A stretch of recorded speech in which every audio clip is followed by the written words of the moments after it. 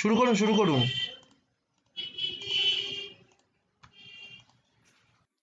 Good morning, everyone. On behalf of the Department of English, Nistarini College, I heartily welcome you all in this virtual space. Today marks a special day for all of us because today we have with us three eminent speakers from three different institutions of Bengal. Professor Niladiya Chatterjee of Purulia University, Dr. Anirban Bhattacharya of Shantipur College, and Dr. Nandini Bhattacharya of Bardwan University to share their thoughts in our webinar entitled Gender Studies Theory and Praxis.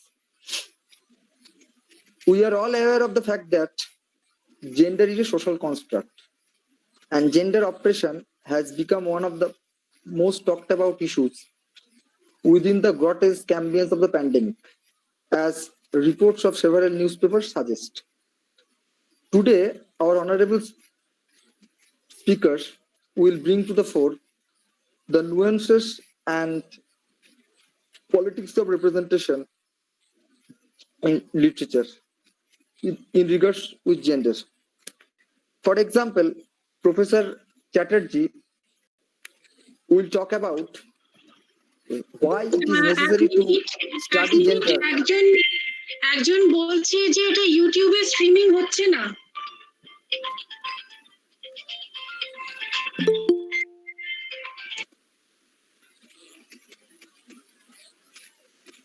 Should I start?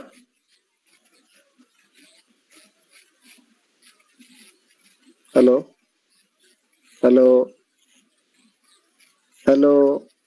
হ্যাঁ hello, আমরা শুনতে পাচ্ছি কিন্তু ইউটিউবে streaming হচ্ছে না বললো। এবারে স্ট্রিমিং হচ্ছে, এবারে কন্টিনিউ করো। কন্টিনিউ করব না আবার শুরু করব? না না না, কন্টিনিউ করো। So Professor Chatterjee is going to speak why it is necessary to study gender as an academic discipline. Professor Nandini Bhattacharya is going to talk about the trials and tribulations of Rashundari Devi as represented in her writings such as Amar Jibon, My Life. And Professor Anirban Bhattacharya will show how Draupadi has become a mode of resistance and agency against the dominant hegemonic discourse of patriarchy. So without further ado, I want to invite our dear principal ma'am, Professor Indrani Dev, to enlighten us and to deliver our welcome address.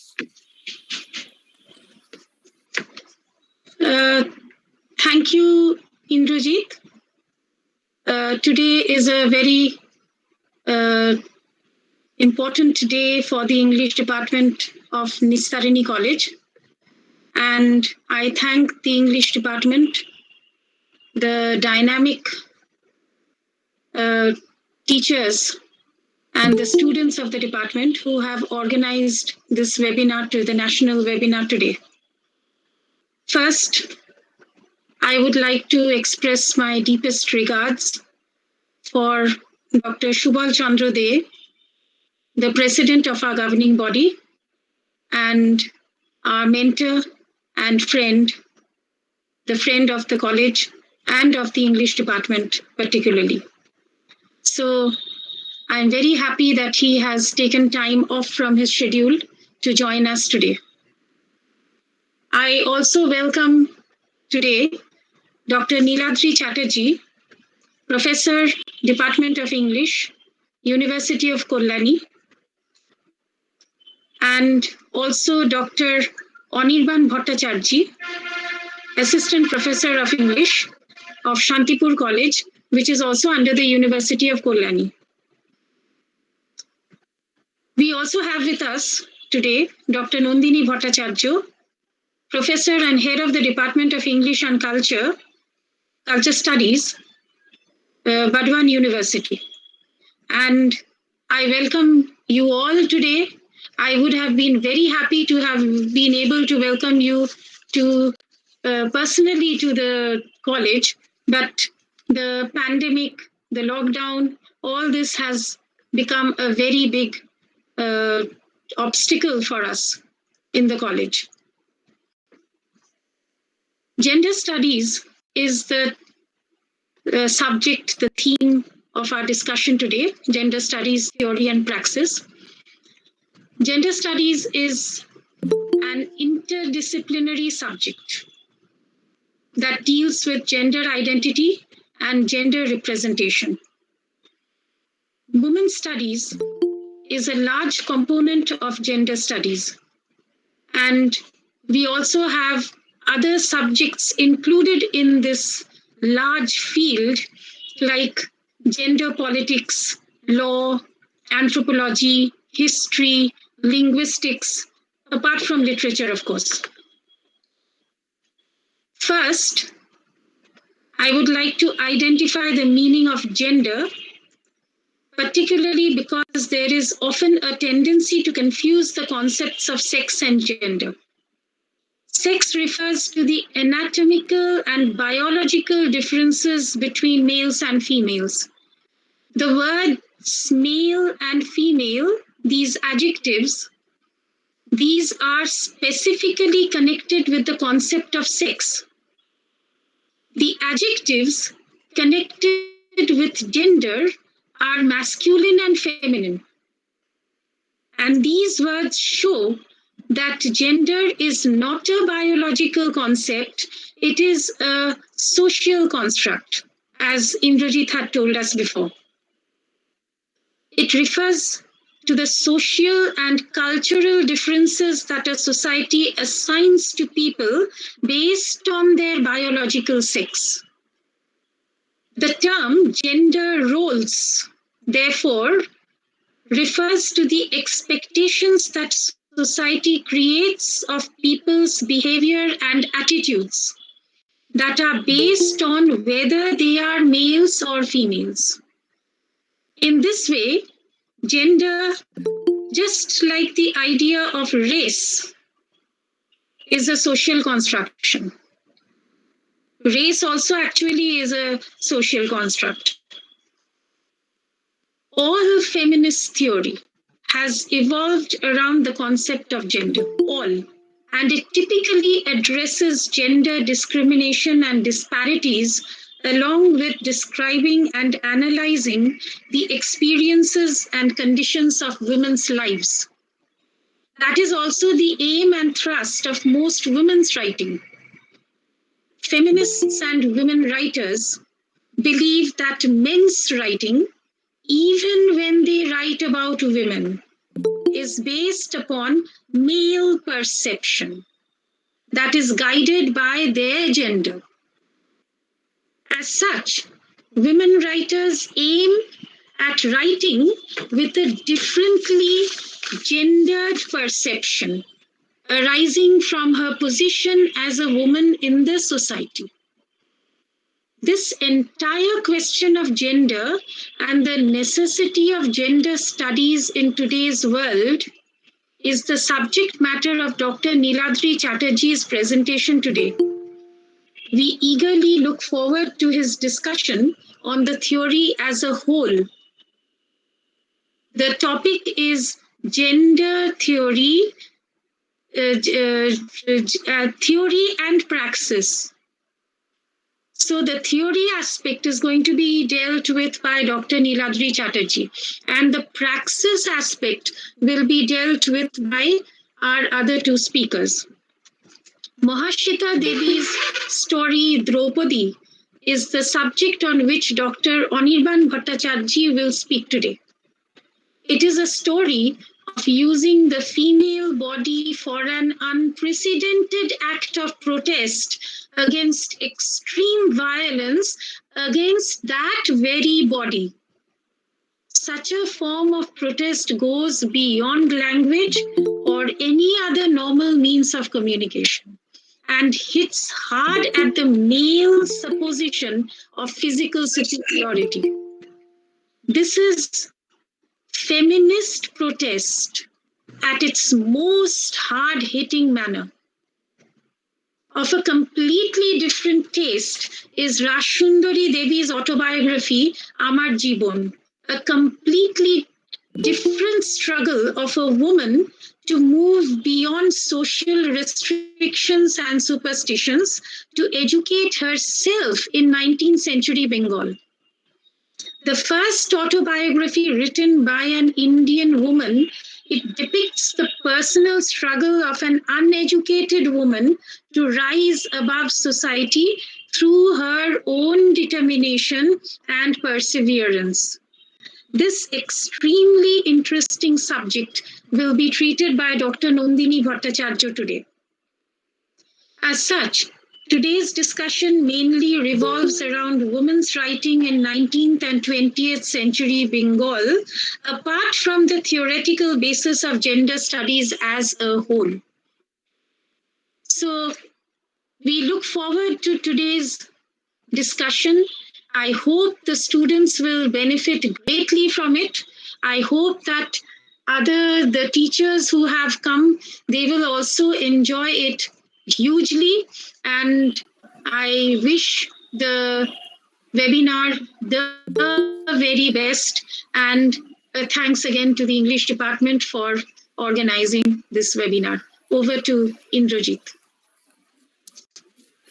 So thank you very much, ma'am, for setting up the tone of the webinar. Now I would like to invite dear Dr. Subol Chandra Desai, who happens to be the controller of examination of SKBU also and an alumni of IIT Kharagpur, to deliver the inaugural speech. So it's over to you, sir. Thank you, Indrajit. Respected Principal Dr. Indrani Dev, honorable speakers, Dr. Niladiya Chatterjee, Professor, Department of English, University of Kolkata, Dr. Nandini Bhattacharya, Professor, University of Bardwan, and Dr. Anirban Bhattacharjee, Assistant Professor and an Adjunct Faculty of ISAC, Kolkata. Convener and all members of the organizing committee of today's webinar, IQAC coordinator, and all faculty members present over this virtual platform, and my dear students. Our Nistarini College is one of the oldest colleges of the entire Jungle Mahal, which is entwined with the cause of women's empowerment through proper and quality education. This college started its journey in the year 1957 by the direct patronization of Dr. Bidhan Chandra Roy, the second Chief Minister of our state. However, the college was shifted to its original abode, that is the summer house of Deshbandhu Chittaranjan Das, in 1958, and the Honorable President of India, Dr. Rajendra Prasad, laid the foundation stone. With the advent of time, the college has been expanded to its new form to cater the expanding need of the girl students of the district and beyond. In order to fostering national as well as global competencies among the students, sincere efforts have been made by all concerned to impart the quality as well as value-based education. Keeping this in mind, the college undergone first accreditation of NAC in the year 2004, and this college was the first college in general and girls college in particular to get accreditation status, getting B grade in the said year. After that, following the recommendation and suggestions of NAC team, some new courses were introduced and focus was given mainly on the science education among the girl students. In 2016, the college became the first accredited A-grade college in the district with cumulative point average of 3.13. Now the college is preparing itself for its next cycle of accreditation. Now let us come to the topic of today's webinar, which is entitled Gender Studies, Theory and Praxis. Gender studies aims at providing a holistic understanding of the society. It encourages the analytical approach and discussion on issues on gender in perspective of the role of the family, particularly on the women members, community, and wider polity.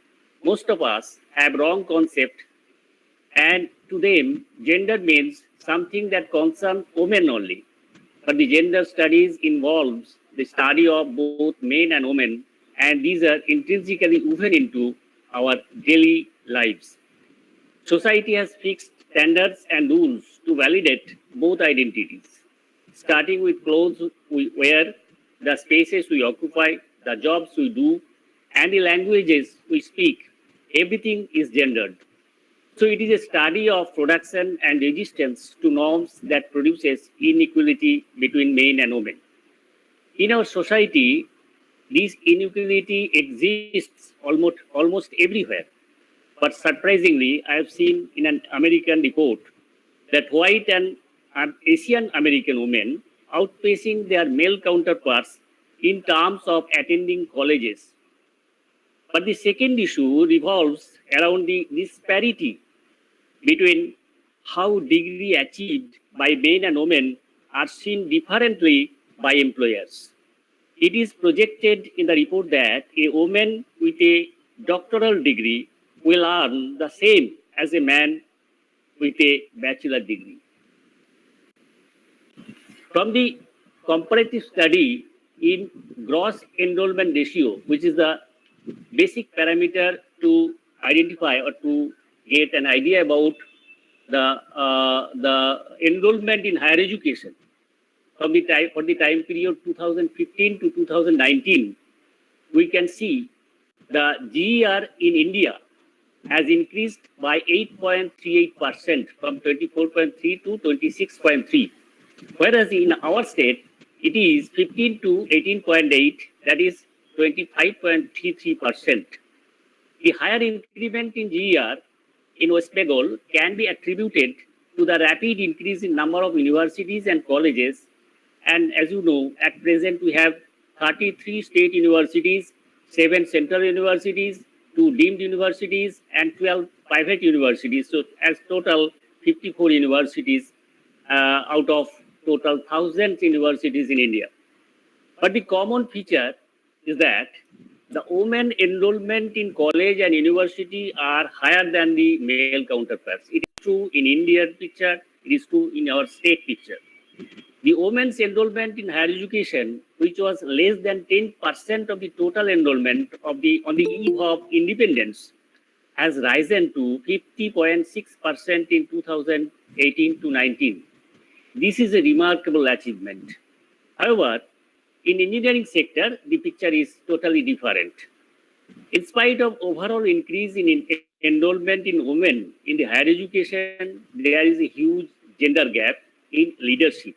A 2018 report found only 6.67% women heading institutes as vice chancellor, dean, or director, with the gender ratio best at central universities and worst at IITs.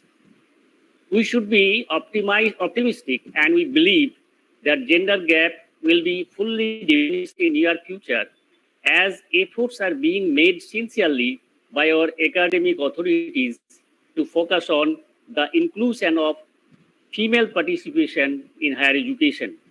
Along with the provision of equal access to education, quality and affordability must also be emphasized. Here, the Nistarini College, being a girls' college of the district, has a pivotal role in executing this. And with this hope and belief, I declare the webinar open. Thank you. Over to Indrajit. Thank you very much, sir, for enriching us through your words. Now I would like to invite Dr. Nandadural Sonnigrahi, the coordinator of IQAC, to deliver words, to deliver his speech. So it's over to you, Nandada. Thank you, Indrajit. Can you listen me, Indrajit? Yes. You are audible as well as visible. Okay, at the very beginning, I would like to say that I am not a doctorate. I'm simply an associate professor of this college. So good morning, esteemed guests, eminent academicians, most honorable speakers, members from the administrations and academics, my beloved students across the country, ladies and gentlemen. On behalf of Internal Quality Assurance Cell of Nistarini College, Purulia, I welcome you all in one-day national webinar conducted by Department of English, Nistarini College, Purulia, entitled Gender Studies, Theory and Praxis. Now, at the very onset, I'd like to convey my sincere thanks and gratitude to all the participants in general, especially the speakers in particular who have joined with us in this digital domain in spite of their busy schedule. And in this webinar, we have with us our Honorable President of the Governing Body, Dr. Subal Chandra Dey. We have with us Honorable Principal of Nistarini College, Dr. Indrani Dev, and three eminent speakers, Dr. Niladiya Chatterjee, Professor of English, University of Kalyani, Dr. Anirban Bhattacharya, Assistant Professor of English, Santipur College, and Adjunct Faculty Member, ISER, Kolkata, and Dr. Nandini Bhattacharya, Professor of English and Cultural Studies, University of Bardwan. So it's a proud privilege and honor to welcome you all once again on behalf of Internal Quality Assurance Cell and Nistarini College. At the onset of this webinar, I myself belong to the natural science in general and plant science in particular. So I myself think that I am not the right person to speak anything else about this very important topic which are to be discussed and analyzed today on the basis of gender studies, theory and praxis.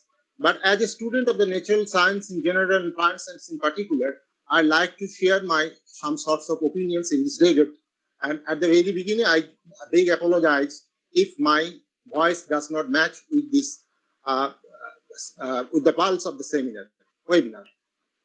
All of you know that gender studies is a very important issue, especially in the field of global perspectives, when irrespective of the nature, whether it is a male or female, what kind of role being contributed by them, and how it is to be analyzed. That's very important problems, particularly in the underdeveloped and developing countries, because there are a lot of stigmas still society which have been bestowed upon either sometimes in male or in few cases it is also in the females. But if we go back to the biological aspects, what the gender discrimination has basically done, particularly in the light of science perspective, I would like to say that gender is not creation at the onset of the life.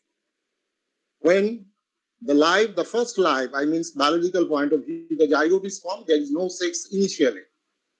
But all of you know that the females are being acknowledged with the presence of homogametic union, XX, and the males are the form of the heterogametic union of X and Y gametes. And there is another gender which has been now acknowledged by the Supreme Court, Honorable Supreme Court of India, that is the transgender, which is also one of the important issues. And I think much more discussion required right in the perspectives when that gender issue has completely ignored by the politicians as well as the policymakers, not only in India, but also in abroad. But what happens after that, the formation of zygote? Women are basically biologically superiors because women are homogametic, having XX contribution, but males are heterogametic, having XY combinations. So in spite of the biological superiority of women that have been reflected in the different perspectives of biological platforms, still we have seen that when women have been neglected and women have been stigmatized in the different times, either in the case of education or in case of entertainment or any other scientific platforms or social domains. At the onset of the zygote, the male have Y chromosome that produce SRY gene, and that SRY gene basically produce certain signals which are called hormones that indicates the male recognition.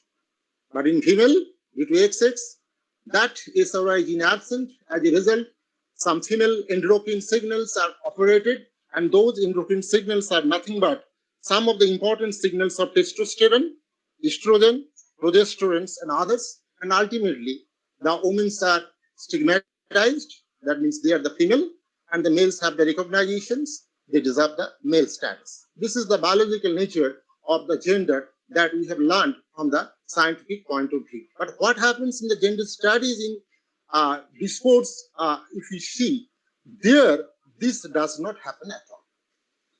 Irrespective of their biological behavior, either male or female, it has been found that the race, ethnicity, class, and sexuality construct the social, cultural, and biological experience, irrespective of both male as well as the female. We are now suffering from the COVID pandemic. Even I think that the gender studies in general and women's perspective in particular is very important in this regard, because we have seen that women are biological superior. They're seldom victims of the COVID, and the COVID victims of the female is to some extent less in comparison to male, but still the woman death is at par with the male. What is the reason behind this? Still the reason is ignorance and the avoidance of the woman to come forward to the mainstream of the health sector. If we have seen the educational sector, our Honorable President had already explained all these things. If we come to the social stigmas, the women have been stigmatized since the time immemorials, and this practice is still going on in and around in India, even in our beautiful Bengals, in the midst of what I mean, the rich cultural and heritage practices.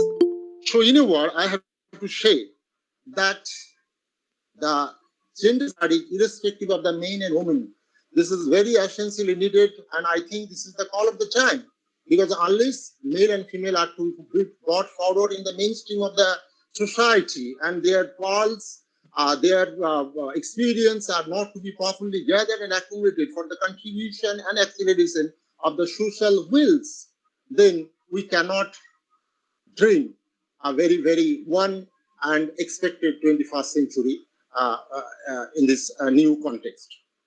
Before going to end, I'd like to quote from a great writer of Bengal who anticipated the union of male and female as the wheel of the progress, Kaji Nazrul Islam, where he has said, "E bishe japitu mohan srishti chiro kollan kor ordhek tar koriya senari ordhek tar not." So I think this national webinar will the right platforms that will discourse all these kinds of happenings which are being done and as both male and female, and I expect all-round success of this webinar on behalf of Interquality Aspirants in Nistarini College and for myself. So thank you all the dear participants, beloved students, ladies and gentlemen, for your kind participation to make our endeavor to be a fruitful one and to a meaningful one, even in the unfortunate COVID-19 pandemic situation.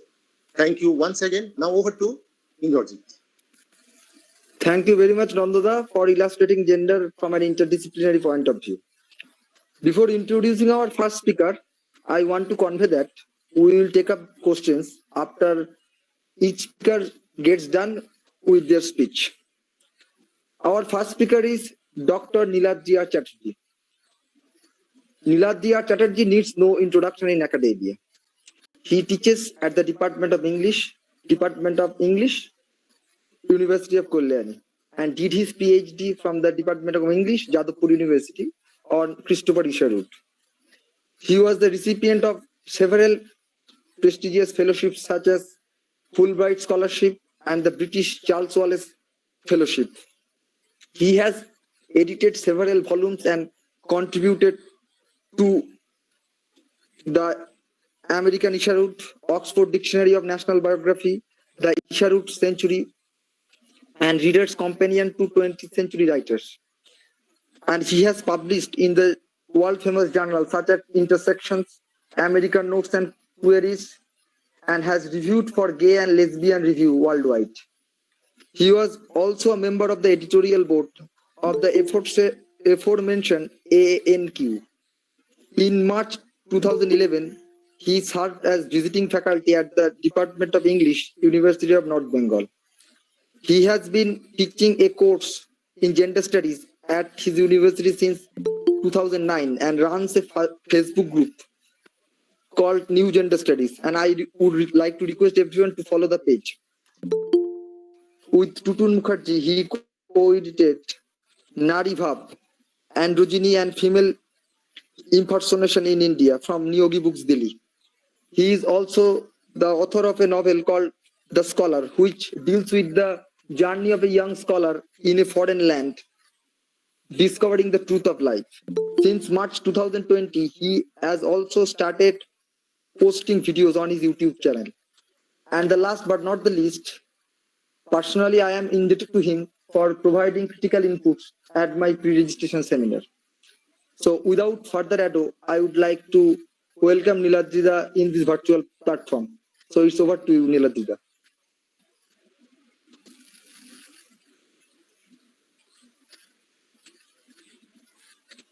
Hello? Hello? Yeah. Yes. Thank you, Indrajit, and also my thanks to Nistarini College for inviting me to address this seminar.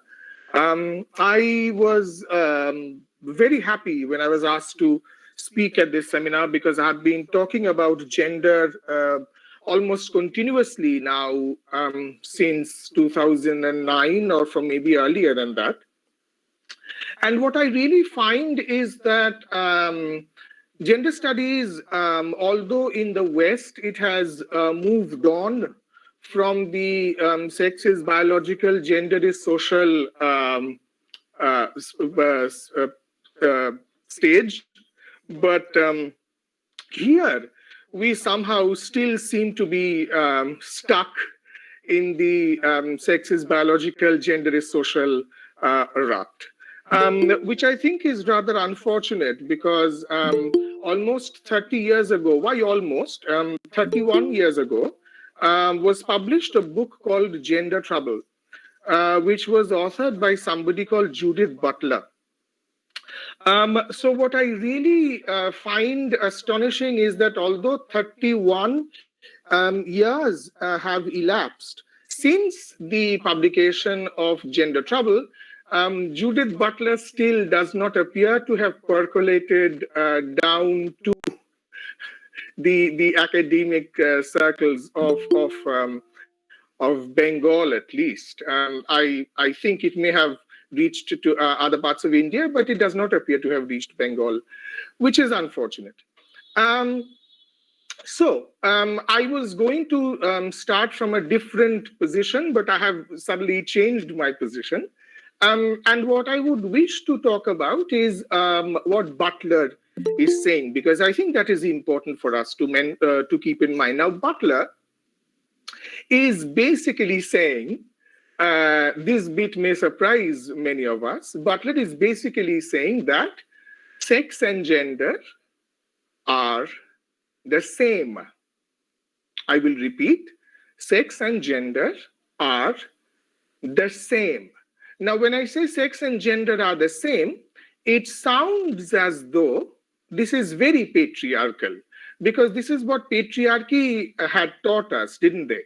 Because they had said that sex is biological, gender is biological, everything is biological, and that's the way it is. Biology cannot be tampered with, so therefore, if you are born if you're designated female, then you will have to grow your hair long, you will have to get married and go to somebody, a stranger's family for the rest of your life. That is biology. Now, what the second wave feminists did is that they said no, as indeed we are still repeating, they said no, sex is biological, but gender is social. That is what second wave feminists say.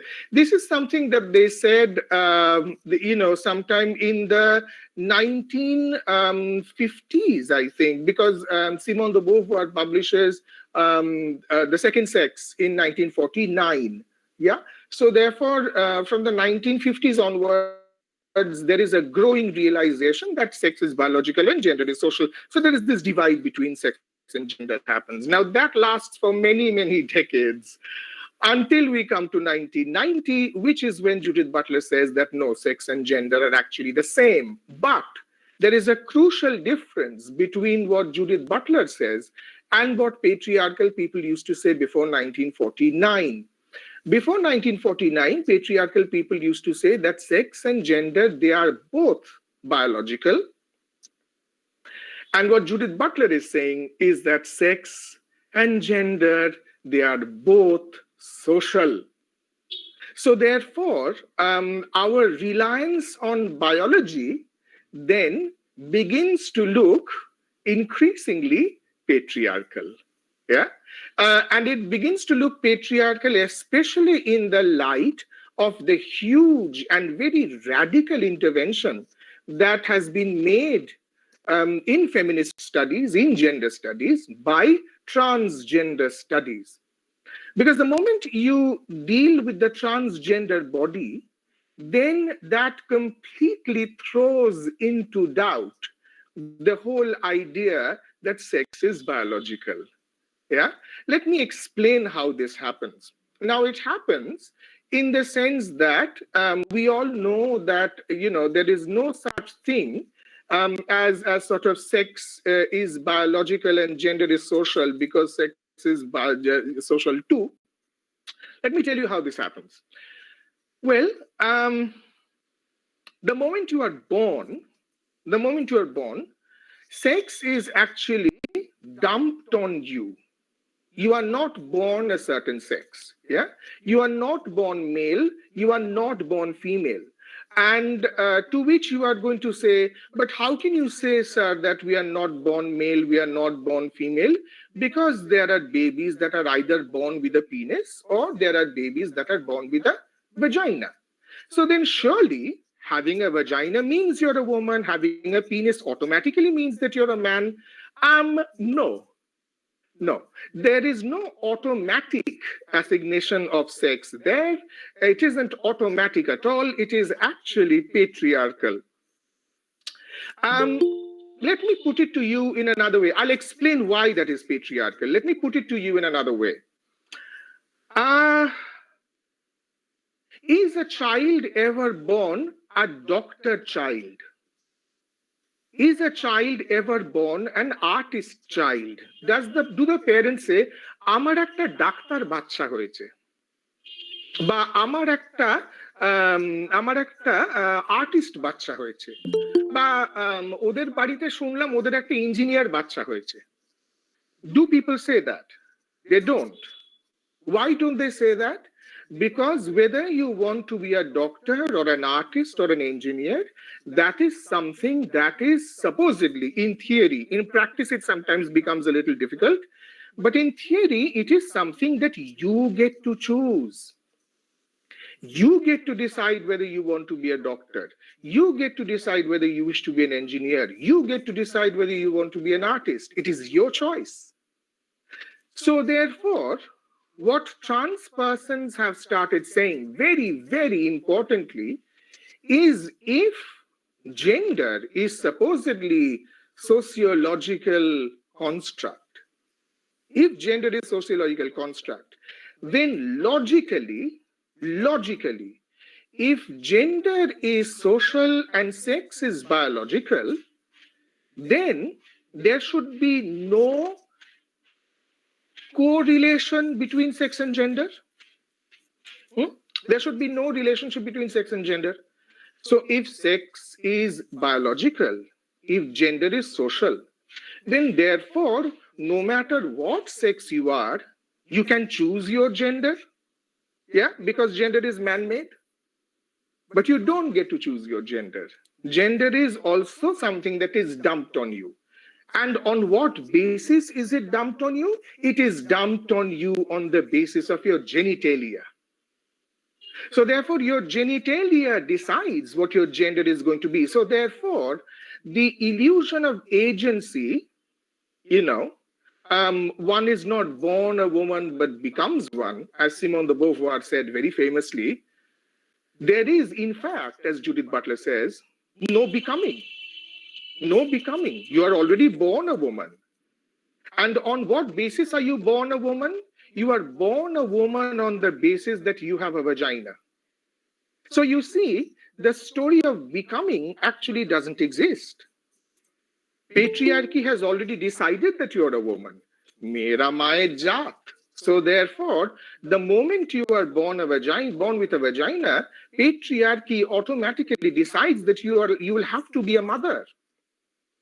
Your uterus is of use to patriarchy, not your brain, not your hands, your uterus. So therefore, patriarchy dumps a sex on you. Just as we don't have a doctor child being born, just as you don't have an artist child being born, you do not have a male child, you do not have a female child. Male and female are categories that are also created by us humans, and it is dumped on us. If we were all born sexless, if from tomorrow all children that are born are basically acknowledged as just children, not male, not female, children, then I will tell you whose life is going to become very, very easy automatically. Guess whose life is going to become very easy automatically? Everybody's. Everybody's life is going to become easy, because the moment you take away sex as a category, it becomes very difficult for you to apply gender on it. Sex is the base, gender is the superstructure. So therefore, if you take away the category of sex, where do you apply gender? You can't apply gender or on any kind of body. So then you can choose your gender. Gender becomes a style. Gender becomes a representational, presentational lifestyle. It isn't tied to sex anymore. So therefore, what really happens is that we all are liberated immediately from the prison of sex. We are immediately liberated from the prison of gender. We can be literally whatever we wish to be. Trans persons would not have to go through the horrible, horrible, humiliating process of applying to change their gender, to change their sex. This would be unnecessary. Just as we don't have to go through enormous, humiliating processes to change our professions or to change our religion or to change our marital status, to change our jobs. Similarly, changing of gender should be ordinary. It should be common. But the reason why it isn't common is because we stamped sex on our babies. And the moment we stamp sex on our babies, the babies have to deal with a lot of trauma when the time comes when they realize that the stamp that you have put on me is not the stamp that I acknowledge. So what really begins to happen then is that what we really understand from the radical intervention made by the transgender studies is that sex is as social, as fictive, as gender. There is no biological basis to sex at all, to which, of course, I know there will be people who are going to talk about testosterone, people are going to talk about estrogen. Of course, I'm not a biology person, so I know nothing about it. Quite right. But let me give you the example. I'm going to constantly talk about trans persons because in gender studies, I find that the trans person very often goes missing. Yes, it is overwhelmingly dominated by biologically female heterosexual women, almost to the exclusion of every other kind of gender. So therefore, I will talk more about the trans identity than about any other identity. Say, for example, this very attractive woman walks into the doctor's clinic one day, and the doctor says, "Yes, what is your problem?" And the woman says that I have a problem with my testicles. To which the doctor is going to say, "I'm sorry, I don't understand. You're a woman. You're not supposed to have testicles." She says, "Yes, I know I'm a woman, but I have testicles. When I was born, I was classified as male, so I still have my testicles. I haven't done my surgery down there, but I think that I'm a woman, and I am a woman." So the doctor says, "No, I'm very confused. I don't think I can treat people like you," right? And then, so therefore, if you look at the way medical profession has been so intently trans-exclusionary, that it is absolutely appalling. So trans persons these days when they have any kind of sexual problems, I'm not going to call them gynecological problems, because that comes with a kind of biological certainty, which the trans identity very often tries to challenge. But whenever you come across a trans person with urinal problems, urinary problems, this is the problem that they face. Because if they want to go to the gynecological ward, very often the Indian kind of classification for that, the Bangla or Hindi, is Stri Rog. But look at a trans man, for example. That is to say, somebody who was gender assigned female at birth, but when the person grew up, the person realized that, no, I'm not a female, I'm a man.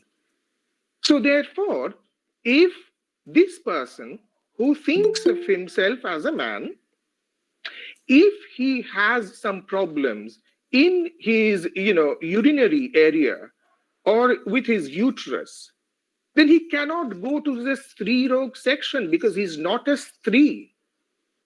Do you see where the medical fraternity indeed, the medical community needs to wake up and understand that this whole category of men, women, male, female, this is incredibly exclusionary.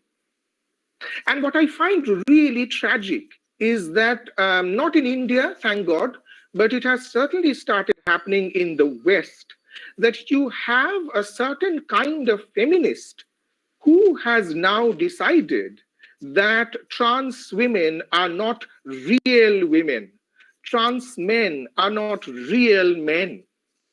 Why are they not real women? Well, their argument is that they are not real women because they were not born with the vagina. And the moment they say they are not real women because they are not born with a vagina, you know what they're saying? They are actually basically throwing the entire book, The Second Sex by Simone de Beauvoir, out of the window. And they're feminist.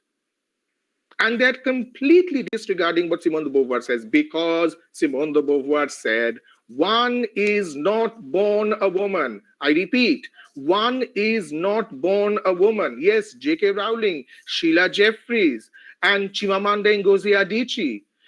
These trans exclusionary feminists are multiplying like the plague. These trans exclusionary feminists are unaware of themselves, patriarchal. Because what they are doing is they are returning to a kind of biological determinism, which is something that post-structuralist feminists have gone blue in the face to try and sort of, to question, to interrogate, to challenge. But we now have in the 21st century a kind of feminist who loves biological determinism, patriarchal. So that what we are actually looking at, therefore, is that feminism in some quarters has regressed. It has regressed to a kind of unconscious patriarchy, which itself is not aware of. So, when we come to talk about gender, then, what we really need to understand is that sex and gender, I repeat, are both social constructions. Because of the very simple reason that you can be a man with a uterus. If you are a man with a uterus, then there is no logic to my deciding when somebody is born with a vagina that they are automatically female and they will grow up to be a woman. I do not have the right to make that assumption anymore. It does not hold any kind of logic. It doesn't. So what you really have to do is try to understand that we are all born Homo sapiens. We are born Homo sapiens. There may come a time when that category will be challenged as well, but for the time being, we can go with we are all born Homo sapiens. So if we are all born Homo sapiens, there is no need to apply sex on us. There is no need to do that. Because the moment we are liberated from sex, we will automatically be liberated from gender. You are going to ask me, sir, but what about the animal kingdom? Well, you know, the way in which we have been taught about the animal kingdom is, I'm sorry, I'll repeat this word a lot, patriarchal. Animal kingdom has got an enormous amount of diversity as far as sex and gender is concerned. Enormous diversity. Enormous diversity. We simply have not talked enough about, animals, that change their so-called sex, animals that change their so-called, sexuality. There are thousands of such animal species. We don't know about it. Yes? Till very recently, we used to think that homosexuality does not exist among animals. Now we know. If you do a Google search, you will know that homosexual activity is rampant in the animal kingdom. We didn't know that. So therefore, the way in which we have been taught biology is deeply patriarchal. Deeply, deeply patriarchal. And it actually ranges from, the way in which we describe the fertilization of an egg. We have this astonishing idea that, what is this story that we are told, the fairy tale, right? The fairy tale, the fairy tale idea of childbirth. So you have the egg that is sitting there, right? Damsel in distress. So the egg is sitting there, and inside the female body. And you have the sperm, the knight in shining armor. How attractive, how romantic. So the sperm will have to go to the egg. The egg is doing nothing. The egg is just sitting there, checking her makeup in the mirror. The sperm will be riding on a white horse. You may have noticed that, because you can see the tail of the white horse. So the knight is going to ride that white horse, and it is going to rescue the egg. Yes, rescue the egg from her sort of, unrealized destiny. And there's going to be fertilization. The egg is going to reach nirvana. Oh, what a wonderful story about the male rescuing the female. What they do not tell you is that there is, enormous help that the supposedly female body, I'm not going to call it the female body anymore, I'm going to call it the body with the uterus, the body with the womb, So therefore, the body with the uterus, it provides great help to the sperm so that the sperm can actually reach the egg. Great help. It supplies the sperm protein, it sort of, it creates conditions so the sperm can keep moving. The sperm is not some Michael Phelps. The sperm does not swim on its own. The sperm is helped by the uterus and the various things in the uterus to help the sperm further. So the fairy tale actually does not apply. So what we really have to look at, therefore, is that this kind of extremely patriarchal fairy tale that starts when we start to talk about how the egg is fertilized, that kind of fairy tale starts there and ends with the storybooks that we are given, and it sort of ends with the horrible movies and the terrible Bengali TV serials that we all have to watch, right? Where you have weddings as the ultimate destiny of all women and of some men. For men, biye ko na korleo chole, but for women, though, they have to get married. So therefore, what we really need to understand is that the way in which we have been conditioned to think about gender, the time has come for us to reconsider. We really have to understand that sex is not a biological entity. It is as much a social entity as gender is. So those of us who have been shocked by what I have said today, Please read your Judith Butler. If you don't want to read Judith Butler because the language is difficult, I have made your job easy for you. There are 9 videos on Judith Butler that are available on my YouTube channel. You can certainly watch them. A lot of people haven't watched them and they have said that, they didn't understand Butler until they saw my videos. Great. So please do watch that, and please stop saying sex is biological, gender is social. It doesn't really work that way. Thank you so much.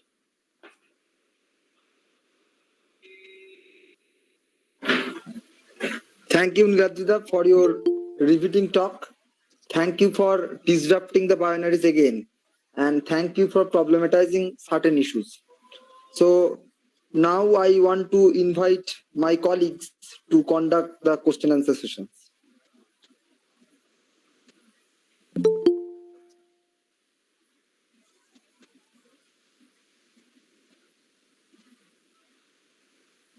Hello?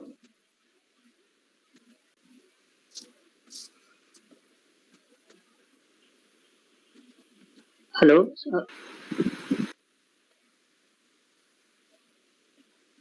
I'm following YouTube, but I don't have received any question here. Shornishta. Hello everybody, this is Shornishta from Nistarini College, Purulia. I have here one question by Anupam Devnath. If sex is biological and gender is social, then how is it that gender is always in perfect alignment with sex? I know the question is a bit challenging. So, sir, over to you. Yeah. No. It isn't a challenging question at all. I think Anupam's question is challenging patriarchy, because and Anupam's question is actually not challenging patriarchy. Sorry, Anupam. Anupam's question is challenging second wave feminism. That is the target of Anupam's question, because Anupam wishes to know that if sex is biological and gender is social, then there seems to be a kind of a binary that is there. One is natural, the other is artificial. Natural on one side, artificial on the other side. If one is natural and the other is artificial, why is it that the artificial is always based on the natural? So it is a rhetorical question. And it is a rhetorical question which you have to think about through back calculation to try and understand what Anupam is saying, which is that gender is created on the fundamentalist fable, the foundationalist fable. This is Butler's expression, I'm not making this up. The foundationalist fable. So the foundationalist fable, this is a very, very important phrase that everybody should understand. Fable. What is a fable? A fable is a story which has got no base, in reality. It doesn't have any physical reality. A fable is a story. But Butler calls it foundationalist fable. So then you are basing gender on a foundation that doesn't exist. You're basing gender on a foundation that doesn't have any anatomical, biological reality.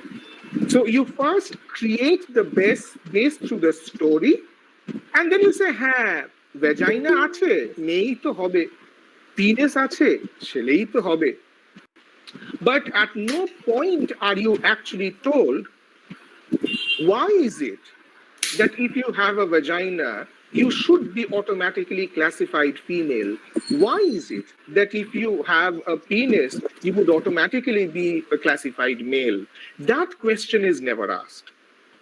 So thank you, Anupam, for your question. But I know who your target is, Anupam.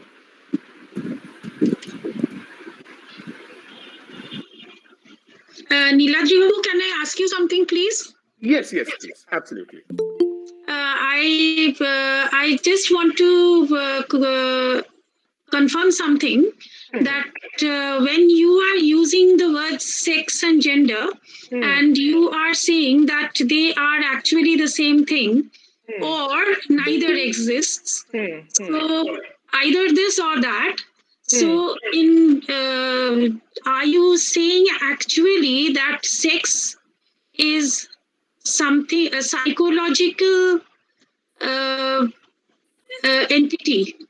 Are you saying that? No. So basically, thank you, Dr. Dev, for your question. At a previous webinar where I spoke, I basically said that sex and gender are as real as Batman and Superman. That is what I said. Sex and gender is as real as Pokemon. Now, the reason why I said that is because a novel exists. A short story exists, a poem exists. It is in a bound book form. But that just because a novel exists does not necessarily mean that the characters are real people. The characters are imaginary. So therefore, the novel exists. Bibhutibhushan Bandyopadhyay definitely wrote Pother Pachali. But that does not mean that Opu is a biological character. That does not mean Durga is a biological character. So in a similar way, just as Opu and Durga are figments of Bibhutibhushan's imagination, sex and gender are also figments of a patriarchal imagination. So they are created so that gender disparity, basically so that patriarchy can function. In order to facilitate the oppression of one sex by another, you create this story, but the story has got no anatomical reality. So it exists and it doesn't exist. Yes, I just wanted to know that after all, if a person is saying, a person who is physically, who is anatomically male, he is saying, I am a woman. Is he actually meaning that he is psychologically a woman? Or when a woman is saying, you have to say, use some word. So I'm saying sexually or anatomically a woman, she is saying that I am a man, then is she actually meaning that she is psychologically a man? And this is a psychological entity and not a physical entity. Is this what you're saying? Well, yeah, no, thank you, because if I don't get questions, then I don't get to clarify. The fact of the matter is that we are all psychologically men or women. That is what we really have to understand, is that we are Absolutely. So right. therefore, and also there are some persons who have now, thank God for them, there are some persons who have now started to say, I'm psychologically neither. So there are a lot of people, not lot, but some, I personally know of one person, there may be more, who have said that I don't feel like a woman, I don't feel like a man. So there will be more and more people who are going to come up and they're going to challenge also the man-woman binary. That will also be challenged. So when we are asking them if they are psychologically men or psychologically women, what we really have to understand is that they were not born knowing what a man is or what a woman is. They have imbibed ideas about gender from the way in which they have seen gender being performed around them. So psychological should not therefore mean something that they are born with, as any student will be happy to vouch. It is something that they have picked up from the society around themselves, and they have decided, okay, আমার ওই রকম হতে ইচ্ছে করে.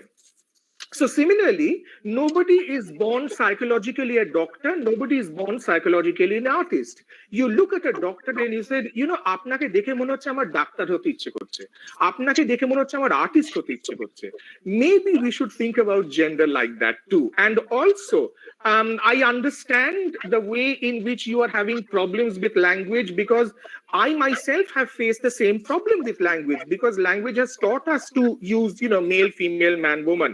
So what I have now started to use are the terms, maybe you should consider trying them as well. I have started to use the term gender assigned male at birth or gender assigned female at birth. That helps me. Because the moment I say gender assigned male at birth, gender assigned female at birth, that automatically clarifies for me তাহলে আমাকে না ওই biological male biological female এর দিকে যেতেই হচ্ছে না I am simply exposing the way in which a person is assigned a particular gender, but that assignation of gender happens on the, as I said, foundationalist fable of sex. So therefore, you first create the story of sex, and on the story of sex, you create the story of gender. So that is the way it works. But thank you so much for your questions, Dr. Deb. So, Thank you. I have another question from Yes. Dr. Smita Paul Bhattacharya. Yeah. And she's asking how the medical science is dealing presently with the social issue of gender trouble, and what is the outcome of this stereotype binary opposition? Yeah, very, very badly. Very badly. I can promise you that the medical community needs to have a series of workshops with gender sexual NGOs. They are deeply patriarchal. I'm not blaming them because they are trained in patriarchy, right? So even the doctors are all basically patriarchal, like we all are. So therefore, I'm not blaming them. I'm simply saying, oh, has my connection gone? No, sir. No. Okay. You're audible, sir. That's good. So, we are all trained in patriarchy. But those of us who are lucky to be in sort of, humanities departments, whether it be sociology or history or political science or especially English, we are lucky because at least we are being exposed to these ideas where we can figure out that, there is no anatomical basis to sex at all. It is all socially constructed. But the sciences, they still don't have these eye-opening sessions. So I think the medical sciences are dealing with it very, very badly, especially in India. I am constantly in touch with doctors myself. I'm very hopeful. I'm hoping that someday we are going to look at medical facilities that are going to be a little bit more respectful of the way in which we choose our gender, but that day hasn't happened as yet. Thank you, sir. Now I have another question from Parijat Goswami. Yes. And he says, taking cues from your talk, is it proper to make the assumption that we are all quote-unquote quasi, men and women, or shall we shrug off the gender thing altogether? Yeah, shrug off the gender thing altogether. Who needs it? Many years ago, when I was at a gender studies conference at Central University of Hyderabad, and I saw it's sort of written in chalk in the students' area, annihilate gender. Now, clearly, those of you who are interested in caste studies will automatically get the reference to that. Dear Ambedkar, annihilation of caste, right? So if Ambedkar could advocate the annihilation of caste, why can't we advocate the annihilation of gender? Why is gender necessary? My God, I mean, I find it so useless. Gender as a category is useless. Sex as a category is useless. So we should try to do two things. On the one hand, we should constantly try to. This is going to be a two-pronged exercise. On the one hand, we should constantly try to document and sort of discuss the damage that sexual binary, gender binary has done to us. And on the other hand, we should constantly try to ensure that these binaries are challenged and these binaries are consigned to oblivion. Thank you. So may I ask one question? Yes. Since you just said that gender identity is unnecessary thing, it's a burden, which I also think it is obsolete. Okay, in our system, we don't need to put our gender in our government document. Correct. So there is another issue that would immediately rise if we, totally do away with the gender thing. So what about the women's reservation?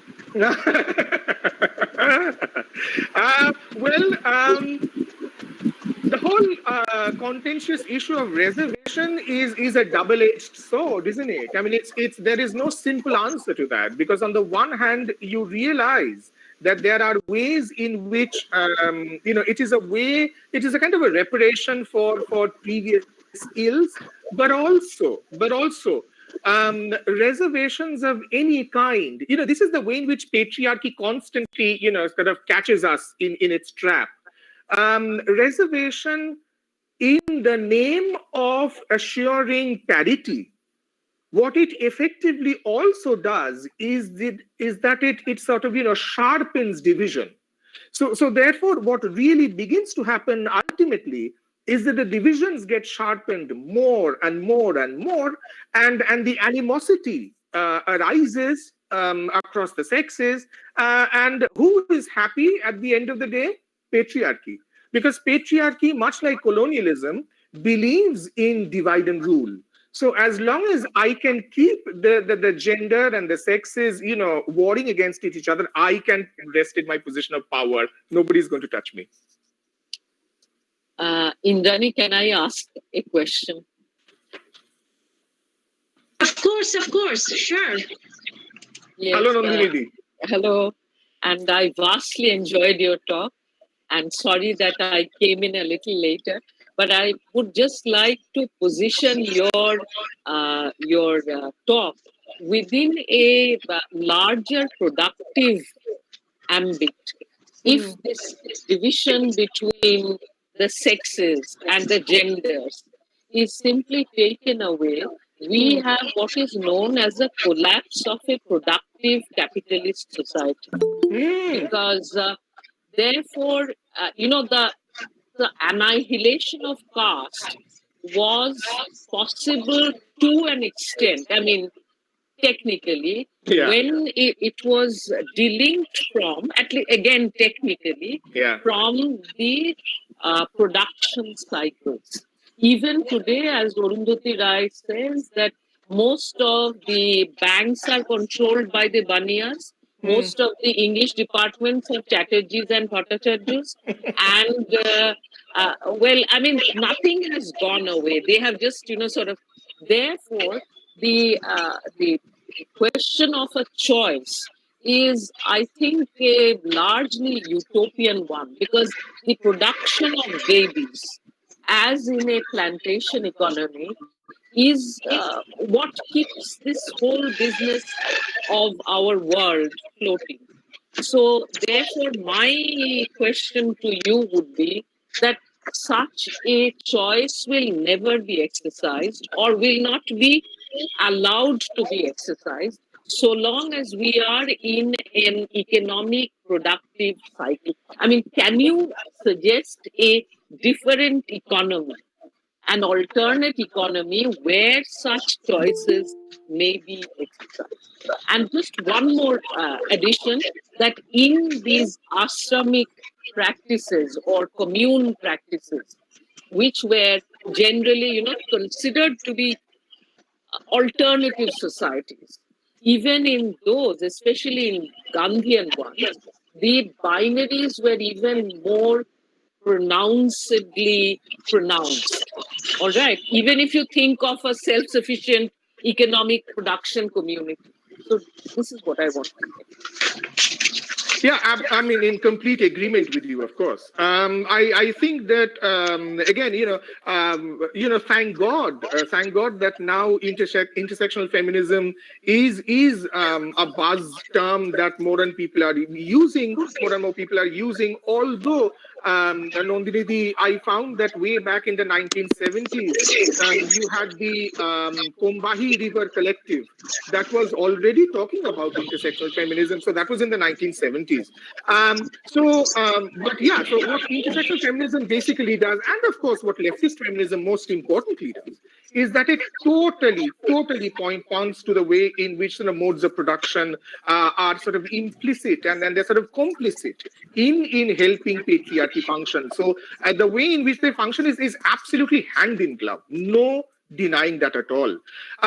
What kind of alternatives there are possible? I'm sure there are possible. I mean, there are minds that are greater than mind. There is no harm in sort of brainstorming to come up with modes of production that can be more equitable. So that is maybe something that we can all work towards. So I'm not going to say that it is not possible. Maybe we should be more creative, and we should try to come up with something like that. And as far as the the second point that you made.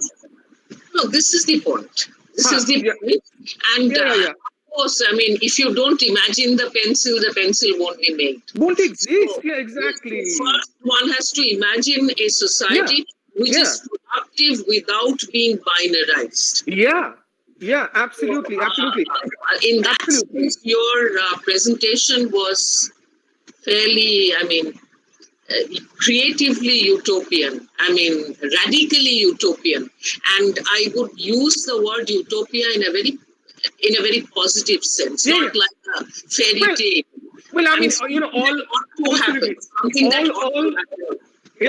all socially progressive movements are utopian. I mean, otherwise there would be no socially progressive movements. Right. All progressive movements are utopian. So anyway, just on a personal note, very, very happy to see you. Thank you. Hello, may I ask a question? Yes, please. Sir, first of all, thank you very much for such an insightful discussion. I just wanted to raise a point, which is about the statement by Chimamanda Adichie that trans women are not women. Yeah. And I have seen some people trying to either justify it or defend it by saying that the quote-unquote experiences of trans women is not same as cis straight women, which is in a very patronizing tone, I must say. And by saying that she clarified quite clearly what she meant when she said trans women are trans women, and it would be very stupid to pretend that there is no difference between trans women and women. So what is your take on it? Well, I think you can already guess what my take on it is. Disappointed. I'm extremely disappointed, and I'm hurt. I take this very, very personally. So I'm hurt because I know trans persons, I know trans men, I know trans women, I know trans persons, those who identify neither as men as women. I'm hurt because they're my friends, and what is basically what Chimama, what is the interesting and the heartbreaking irony, Sritoma? This is the irony. The irony is that feminism began as a kind of disobedience, right? Feminism began as a kind of disobedience. We are not going to obey patriarchy. And now you have feminists who are telling everybody else, obey the sex that you have been assigned at birth. I mean, the contradiction of it, the irony of it is mind-boggling. So it's as if feminists are saying, we disobey patriarchy, but you trans women, you trans men, you will have to obey patriarchy. What is that? Since when has feminism been like this? I'm very disappointed. I hope that people like J.K. Rowling, Sheila Jeffries, Germaine Greer, my God, Chimamanda Ngozi Adichie, I hope they understand that they are unconsciously siding with horrible patriarchal people like Jordan Peterson. Please don't let that happen. Thank you. Exactly. I mean, transphobia comes right into the sentence. I am horrified. I don't know how people are agreeing to this. My mind collapses. Thank you. But Sritoma, let me tell you that this thankfully has not happened in India as yet. Apart from one particular person, Kamla Bhasin, who is horribly transphobic. But apart from Kamla Bhasin, I have not come across Indian feminists who have gone trans-exclusionary. So I live in hope.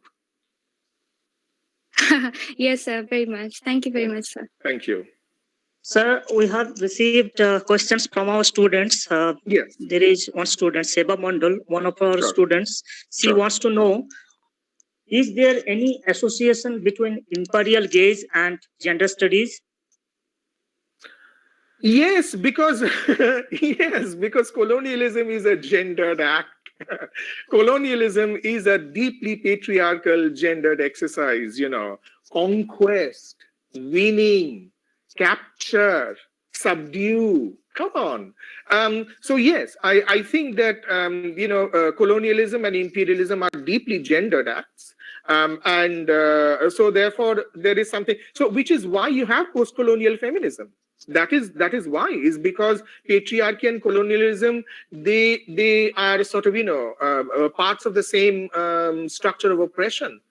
So yeah, I mean, which is why you have people like Gayatri Spivak, who I dare say will be mentioned quite a lot by the time Anirban takes the microphone. Thank you. Thank you, sir. Another question by Anna Pandey. She is also a student of our college. She wants to know, should we consider women as a minoritarian and men as majoritarian? But please tell me who is a woman, please, because I genuinely don't know what a woman is, and I genuinely know what a man is. I don't know. So these categories have become fairly meaningless to me. And no, this minority, majority, no, it doesn't work for me. It doesn't work for me because these structures are very, very contingent. They change from situation to situation. So you can't you can't make a blanket statement like that. No. Okay, Hello, sir. sir. Sir, I have a question. Yes, Shiksha, right? Yes, sir. Yeah. Sir, if we say that gender is constructed and there is no binary of male and female, then what about LGBTQ community? What about their identity? Yeah, exactly. What about their community? If we have to uplift, any community, we have to first identify that community. But if we are saying that that it is constructed and there is no binary and no male and women, then what about LGBTQ community? Yeah, excellent question. What you really have to understand is that LGBTQ is a slightly clumsy kind of one basket fits all kind of term, which I myself have got major problems with. Because in LGBTQ, you have two vastly different kinds of oppression that are coexisting. Yeah. So therefore, L and G, they are discriminated against on the basis of sexual desire, who they wish to have sex with, right? Then suddenly you got B, who are also discriminated against on the basis of who they wish to have sex with. And then suddenly you got T, who are discriminated against not because of who they wish to have sex with, but who they wish to be, what kind of gender they wish to present. So therefore, there is a mixture of gender presentation and sexuality that are sort of mixed up in it. One can totally carry out an LGBT movement without relying on gender fixity, because Section 377 does not mention gender. Very important point to note. Yeah, Section 377 does not mention gender. Section 377 simply mentions sexual acts. So therefore, there is no need for us to tie sexual acts to particular genders. There is no need to do that. You can be, for example, let me confuse you a little more. There was a few years ago a wonderful example. I think this was in Paraguay or in Uruguay, one of the sort of Latin American countries, Southern American countries, where you had a trans man and a trans woman starting a family. Now, the important thing that we have to note is that the trans man gave birth because the trans man had retained his uterus. So that made him a man with a uterus. The trans woman had impregnated the trans man. So your head will explode if you start to think about the construction of that sentence.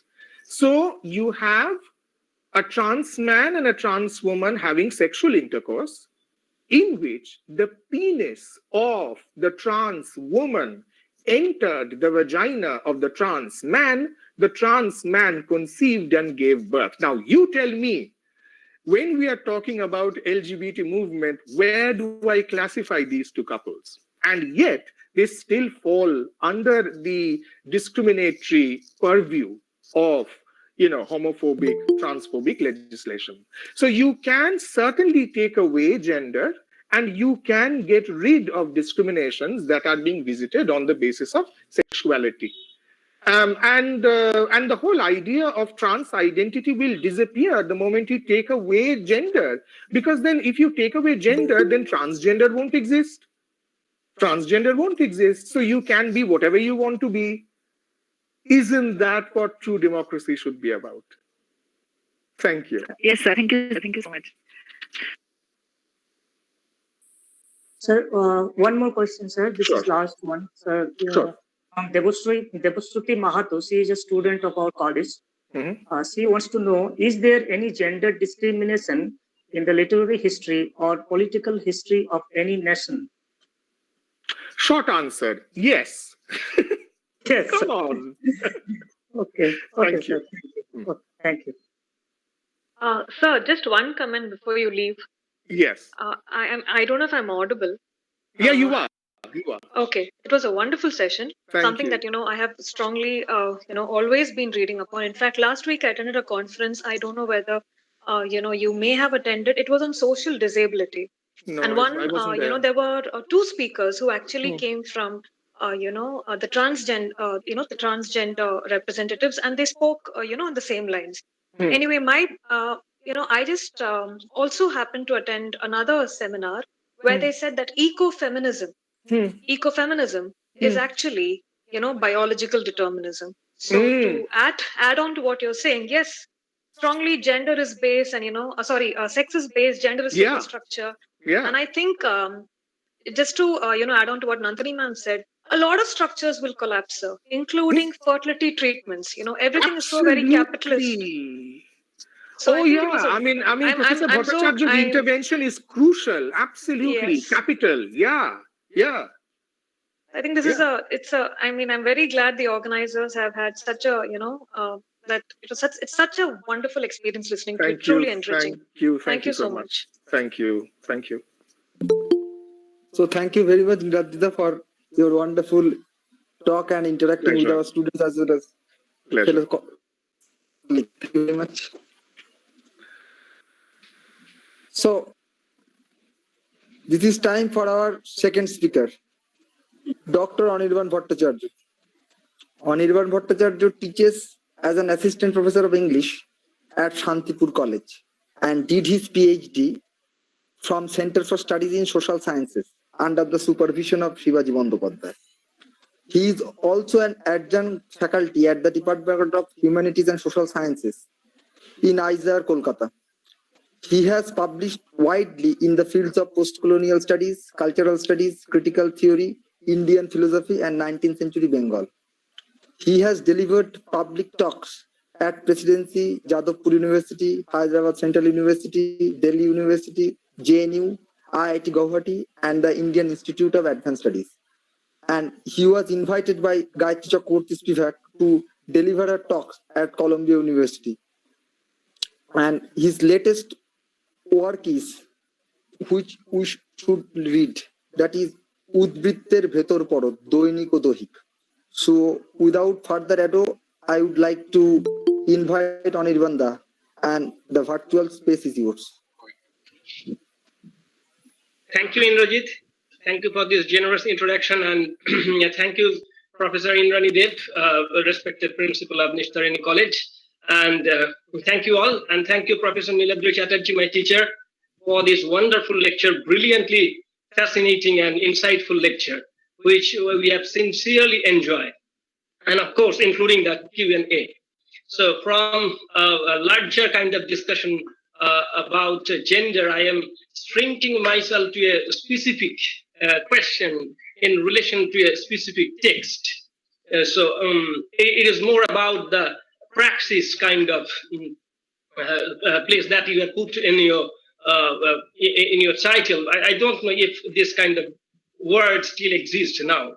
So why gender to why gendered, or why it is gendered, as far as it is connected with the question of resistance. So I'll be discussing on Mahashweta Devi's Draupadi, gender subalternity and agentive resistance. Is this gendered body, which is generally considered a passive receptacle of patriarchal science, as has been beautifully discussed, delineated, and interrogated in Professor Chatterjee's lecture, various forms of operations, often not recognized, but most surprisingly consensual or participatory, can be a mode of resistance. That is the question, and how this gendered body resists. The question itself, by its very logic, demands ourselves to be specific, to deep focus on at least on an intimate reading of a moment, a particular moment or textual moment.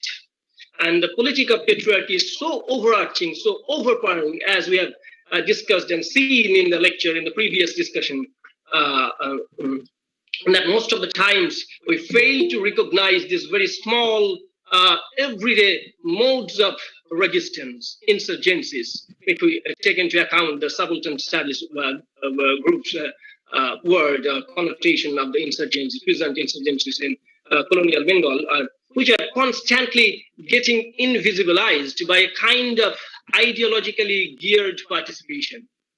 And the question is, which is very important, which sparks up at this moment, any rupture or break possible can be activated. And here we have the very sad story of a tribal girl, Dapdi Mejen, who gets gang raped by the police personnel, so the representatives of the law. And this is not exact the name that is given to her. We have been told in the narrative that the protagonist, that this tribal girl, is given the name, a Sanskrit name, Draupadi, a Brahminical name, which again sparks up linkage with the Mahabharata, the great Brahminical epic narrative, the grand meta-narrative. And the name was given by Surya Sahu's wife, the wife of a local landowner. I am just going into the text, and I'm trying to give an intimate reading, produce an intimate reading of the text to move on to the idea of agentive resistance in the text that has been elaborated or attempted in the narrative discourse.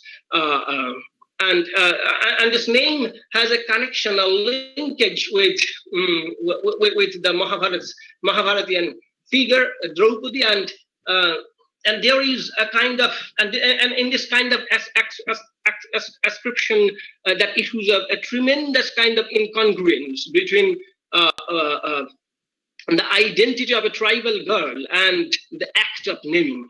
Is this a kind of surreptitious continuity of Mahabharata's Draupadi, locatable trace, a palimpsest that is there of the Mahabharatian figure, not only in terms of naming, but how Dapdi Mejen responds to situation of rape and act of dishonor that is meted out to her, as it was done in Mahabharata's Draupadi.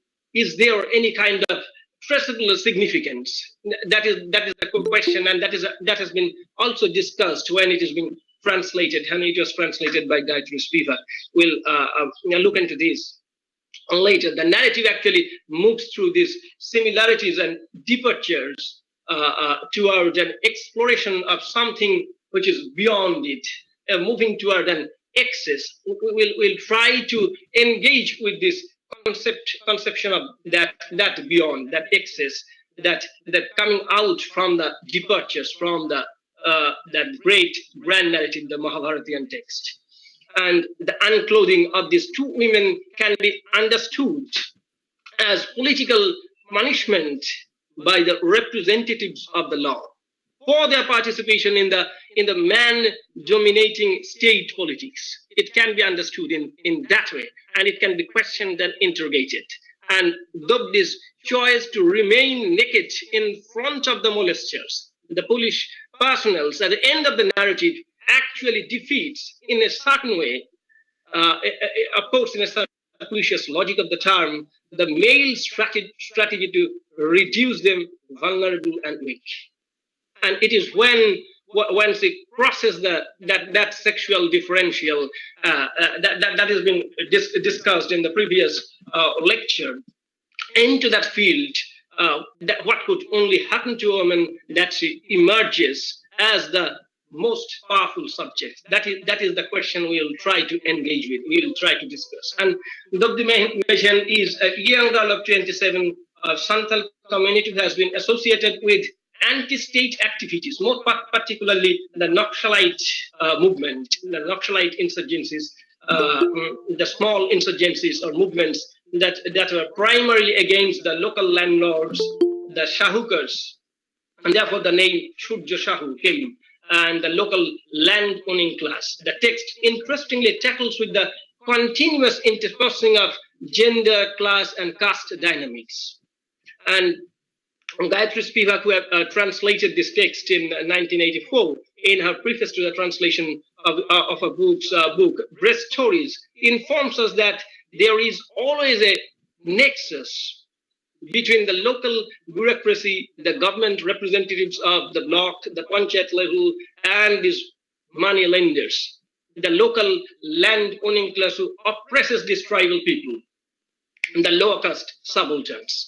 This nexus has been always already there, and these are social groups. These tribal peoples which are in the Gramscian term are called social groups in the margins of history. And Dobdi Mehan is a representative of this group of Santal community tribe, which is, as you know, very more than me, one of the most important tribal constituencies of this part of India. And the struggle, therefore, surfaces on the zone of the political, or rather we can say biopolitical. Here, body becomes important, gendered body, politically inscripted. And the function of language here is very important, is very significant. And Mahashata uses the official vernacular and the local creole together, and both are supplementing each other. At the same time, supplying the official vernacular and supplanting that hierarchical pattern, the structured, fixed, formalized kind of patterning, and the creolized tongue and the undeciphered code language that has been used continuously in the text throughout the narrative, especially the song Dobdi Mehan sang or sings after the killing of Shurja Shahu, and also her husband Donna's the utterance, that illuminations, all these remain at the level of untranslatability. And I would argue that the space of the untranslatability, the apparent powerless implicatedness within language, is the space of gendered subalternity. That is I going to that is I submit at this moment, that the space of this untranslatability, that untranslatable space, almost that kind of impossible space, is the space of gendered subalternity, is the space of the subaltern. So this powerless implicatedness within language becomes highly powerful in the course, in the discourse. And how it is happening, we'll see. And how we can gog it, how we can decipher, try to attempt to decipher that particularity, that transaction between that untranslatability or the impossibleness of translation, and attempt to translate it, that urgency. And in between the space lies the idea of the gender and subalternity aligned, implicated together, that I would try to argue. And it is specifically here body, the sexually differentiated body, starts functioning. And this is in theoretical terms, the space of the other. And the text is actually moving on to that space, is that eruptive, disruptive, or interactive space. And the ethic of translation here, Spivak is translating Mahasheta's text where these two kinds of languages, or three registers of languages, the official vernacular, the local creolized language, and the native language, which is completely untranslatable. And this ethic of translation is all about admitting this lack. And then, and at the same time, trying to make the lack functional. That is the point. And translators' failure, because we are reading this text through translation as far as our syllabus is concerned. So that failure is an interesting failure. If we think of Samuel Beckett's idea or conception of translation as interesting failure. And as we read the text in translation, we'll attempt to read through these failures, the untranslatable body language, the language of the body. Here, the body becomes a very important medium of subjectification. Dobdi and Dunna, her husband, both of them are masterminds behind the Operation Button. Very important, which is a very slim part of the Naxalite movement that was spawning across India in the 70s.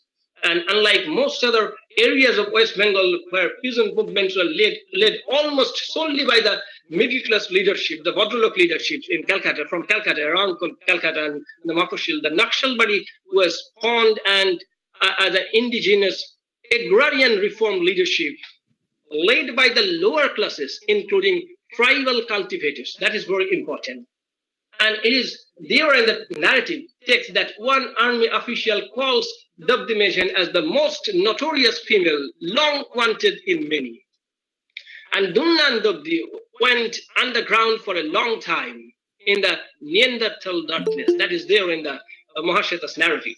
That underground for us is very significant term as far as Naxalbari movement is concerned, Naxalite movements concerned. It is a strong structured hideout for revolutionary activities. And it is the experiential space in which Dunna and Dobdi entered into. And for the first time in Indian history, that a peculiar coalition between the peasants and intellectuals sparked up. And this is a very important moment of Indian history, that in the undergrounds and with the insurgency, that Naxalbari movement or Naxalbari revolution, if we sense it, we try to cog it in that definitive kind of term as a revolution, and that is actually happening at that moment.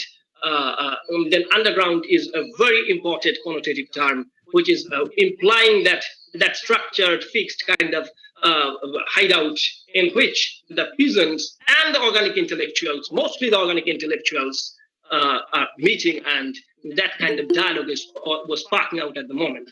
And the target of these movements was the long-established operation of the landless peasantry and the itinerant farm workers, sustained through an unofficial government landlord coalition, and that finally circumvented the law. And interestingly, it is in the 1970s the implicit hostility between the East and West Pakistan, that is West Bengal, East Bengal, flamed into armed struggle. In 1971, you know that it is the crucial moment of the struggle when the armed forces of the government of India were deployed, seemingly because there were alliances between the Naxalites of the West Bengal and the freedom fighters of the East Bengal, that is now Bangladesh. So that background story is there. That is very important. And Dobdi and Dunna's anti-state activities actually appropriates these various forms of struggles and insurgencies in which the subalterns take the leadership. That is very important.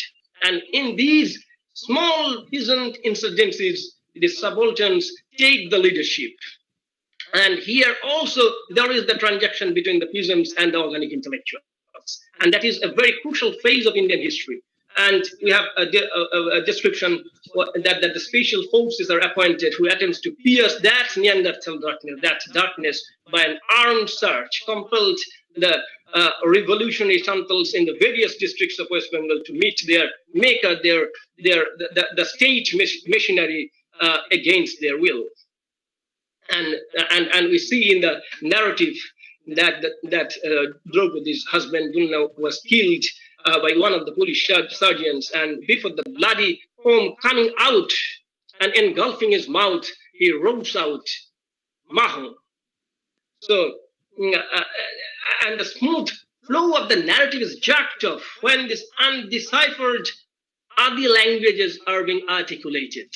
So in the narrative, we find that native, that Adi languages are being articulated, and people are coming to decipher, to decode what these actually mean. And it is this violent slogan in the tribal language. And there is an interesting point of the narrative when this language is trying to be has been tried to be decoded. Even after much thought, the Department of Defense could not be sure. Two tribal specialist types are flown in from Calcutta, and they swear over the dictionaries put together by worthiness such as Hoffman Jeffer and Golden Palmer.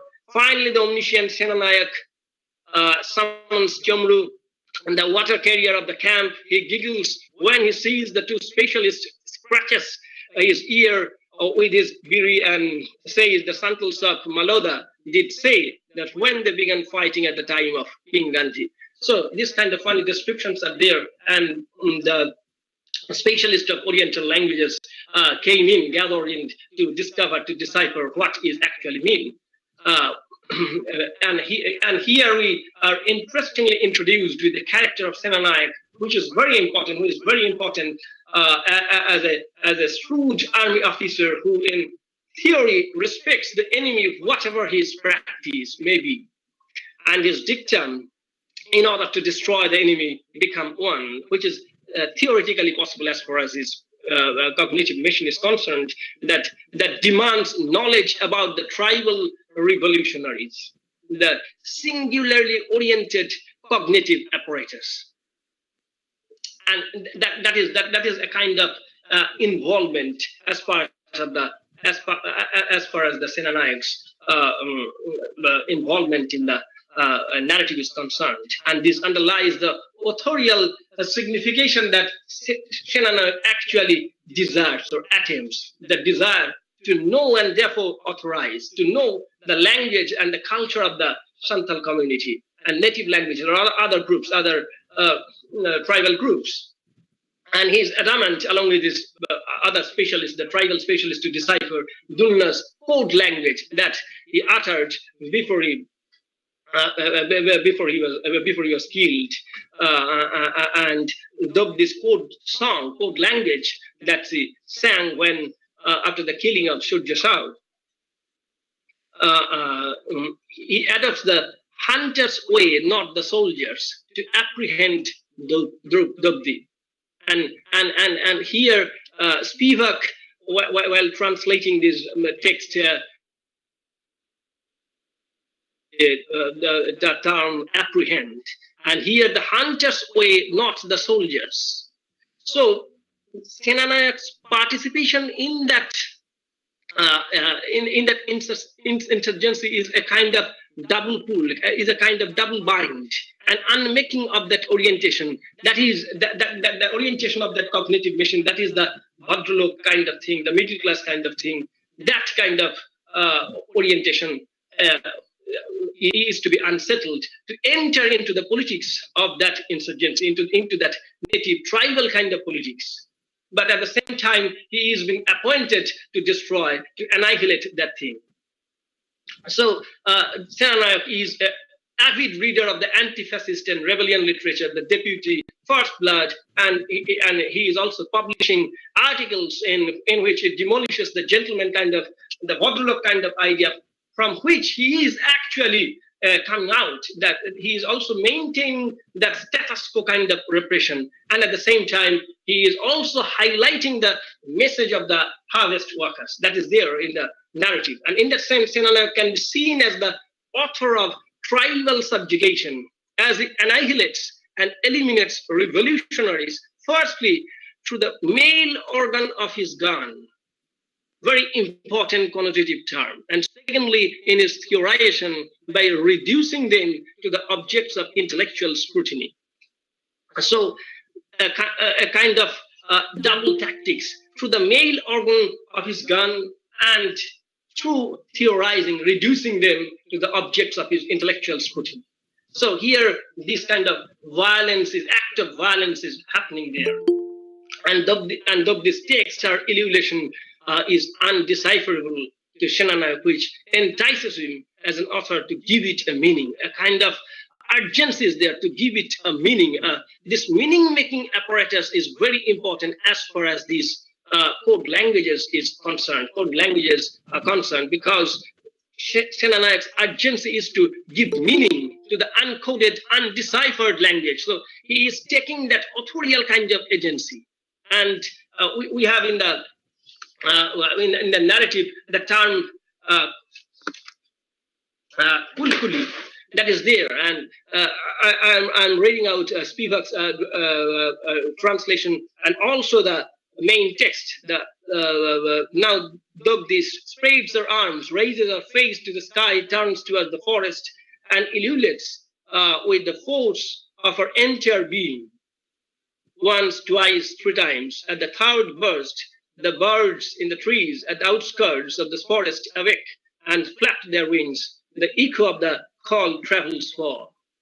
And in Mahashata text, it is Dobdi এখন দুহাত ছাড়িয়ে আকাশ পানে মুখ তুলে সকলের দিকে ঘুরে জঙ্গলের দিকে ঘুরে গিয়ে সর্বসত্তার শক্তি দিয়ে কুলকুলি দিল একবার দুবার তিনবার তৃতীয় কুলকুলিতে ঝাড়খানি জঙ্গলের আঁচলের গাছে পাখিগুলো রাতের ঘুম ভেঙে ডানা ঝেপটে ডেকে উঠল কুলকুলির প্রতিধ্বনি বহুদূর যায় and this type of undeciphered, untranslatable kind of things that kulkuli that is constantly being attempted to decipher, to be decoded, and that is the urgency of the text. That is the desire of the text, and this process of meaning making to gain knowledge, which the protagonist, that is Senanayak, further intellectualizes, and that creates a kind of experiential space in which both the protagonist Dobdi Mejhen and Senanayak both are entering into. And the entire energy of the story seems in one reading, in the first reading, directed toward breaking the apparently clean gap between theory and practice in Senanayak. And he is, as in Spivak's term, a gentleman revolutionary belonging to an urban middle class section of society, having a sympathy for the enemy. So as far as the construction of gender, caste, and subalternity is concerned, in this text, here, this kind of double pull, that contradictory pull within the gentleman revolutionary is very important because he is being built up as an urban middle class Bengali section of society, maybe Bengali section of society, and also having a kind of sympathy toward the revolutionaries, toward his enemy. And the man is ready to understand the culture, language of the Santals or any other tribal group who are involved in anti-state activities. But at the same time, he is deployed to destroy them. And the authorial function is implicit. But I'm not going into that criticalities of the authorial thing because it is gained a kind of materiality, a kind of thingness throughout the course of the narrative. But rather I move to the final section of the narrative, which is very important.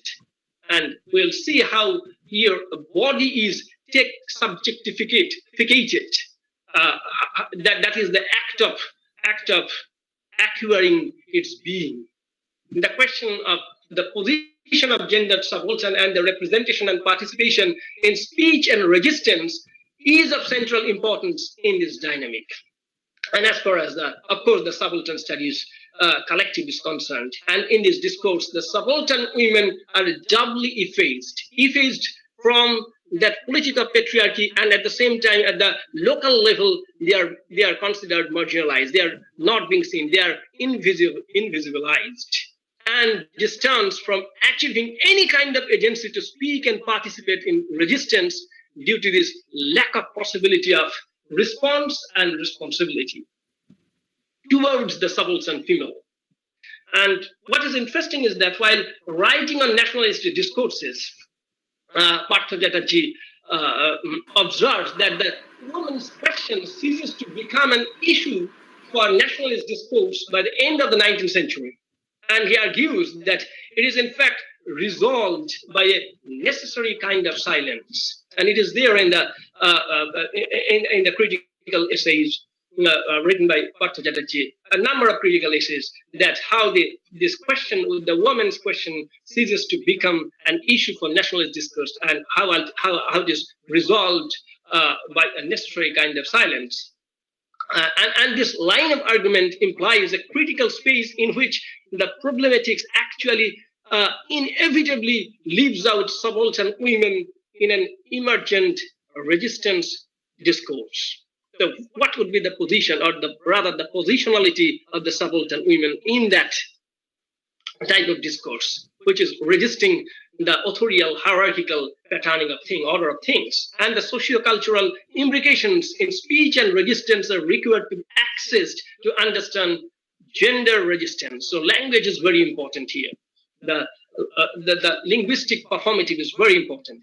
And there is the need to understand the idea of responsible resistance and ethical singularity, as has been discussed by Spivak in our introduction to the essay, and in this correspondence between the speaker and the listener or the onlooker. That is very important. Here, the notion of gaze is very important. Once someone gets into the speech and achieves this responsibility, one gazes into the space of existence. That is very important.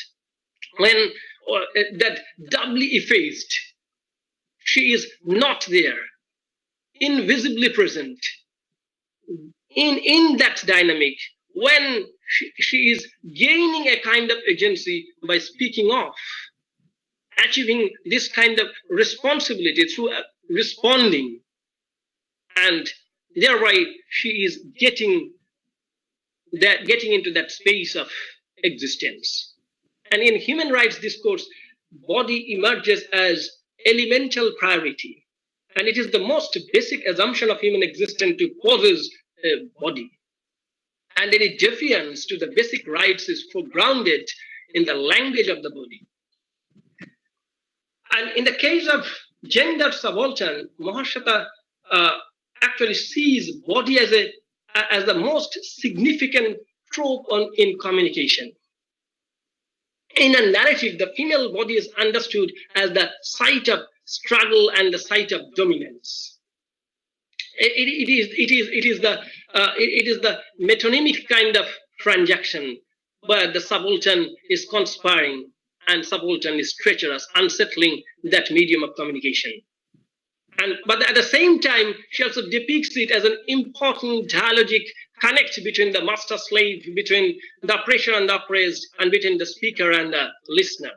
So here, the performative of the body, especially from the perspective of the subaltern, is very important. And it is the body that is brought into forefront in the form of the physical pain and torture borne by Adivasi women.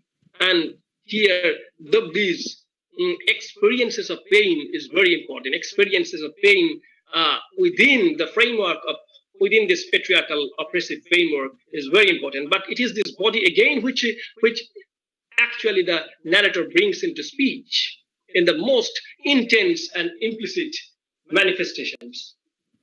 And here the linguistic aberration of the term encounter is significant to this counter is indicative. Here there is that kind of untranslatability that is happening, that is occurring here, and the language is in a double structured pool, because Mahashata is using the word counter in order to mean encounter, but Spivak, while translating it, she is using counter, which is exactly which is an English word. So this kind of a contradictory pool a double bind is there while translating these languages which remain undeciphered. And these are Creole languages. And this is the transaction between the model of discourse and the creolized language used by the natives.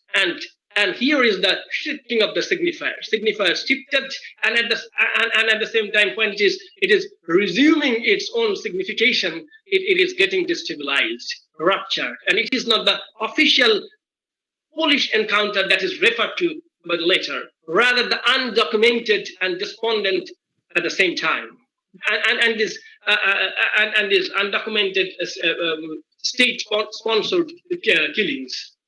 And we see that Dobdi actually alluded with the force of her intervening when she is being apprehended or arrested. That is the kulkuli sound that is being heard, and before she is taken into the custody, alerting her fellow comrades to escape. And this agitates the authorial masculine virility of Sena Nayak, and therefore he commands, make her do the needful. Very important. He is saying that 8:57 Sena Nayaker dinner time hoy ebong oke baniye niye esho, do the needful bole tini antordhan koren. And here the word make her is very important, very significant. Counter me in this context is also has this kind of effect of parody. On the one hand, it sounds ridiculous since the revolutionary woman is ravished to such an extent and divested any kind of modium of human dignity that whatever else she has to face, even death ceases to have meaning to her. And on the other hand, counter is also a kind of contradiction, for it does not feel its objective. Rather than destroying the subaltern woman, it empowers not only to challenge Sena Nayak, but to her questions: are you a man?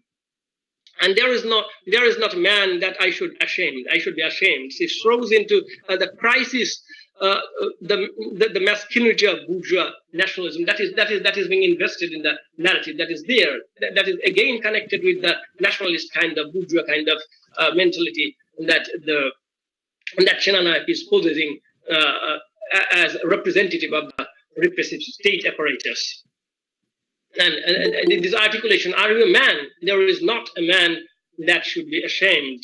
The metaphor and the concept of shame is very important. Kapor ki hobe? Kapor langta korte parish, kapor porabi kemon kore?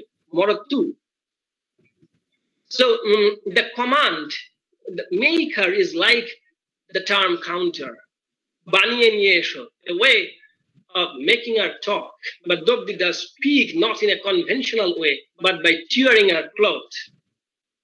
Charidike che Draupadi, here again the term Draupadi came, not the Dobdi that is there in the first part of the narrative.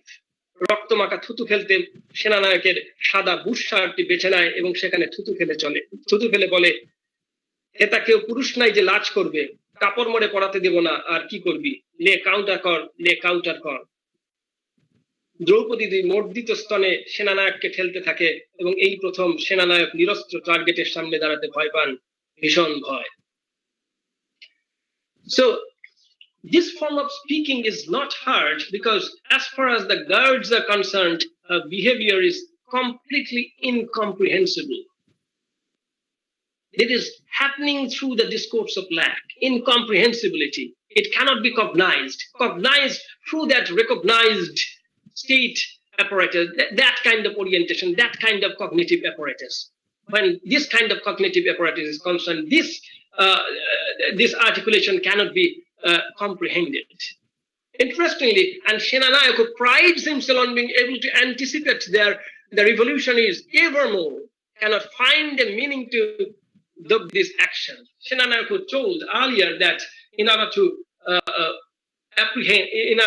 arrest the enemies, become a part of this, become a part of the revolutionaries.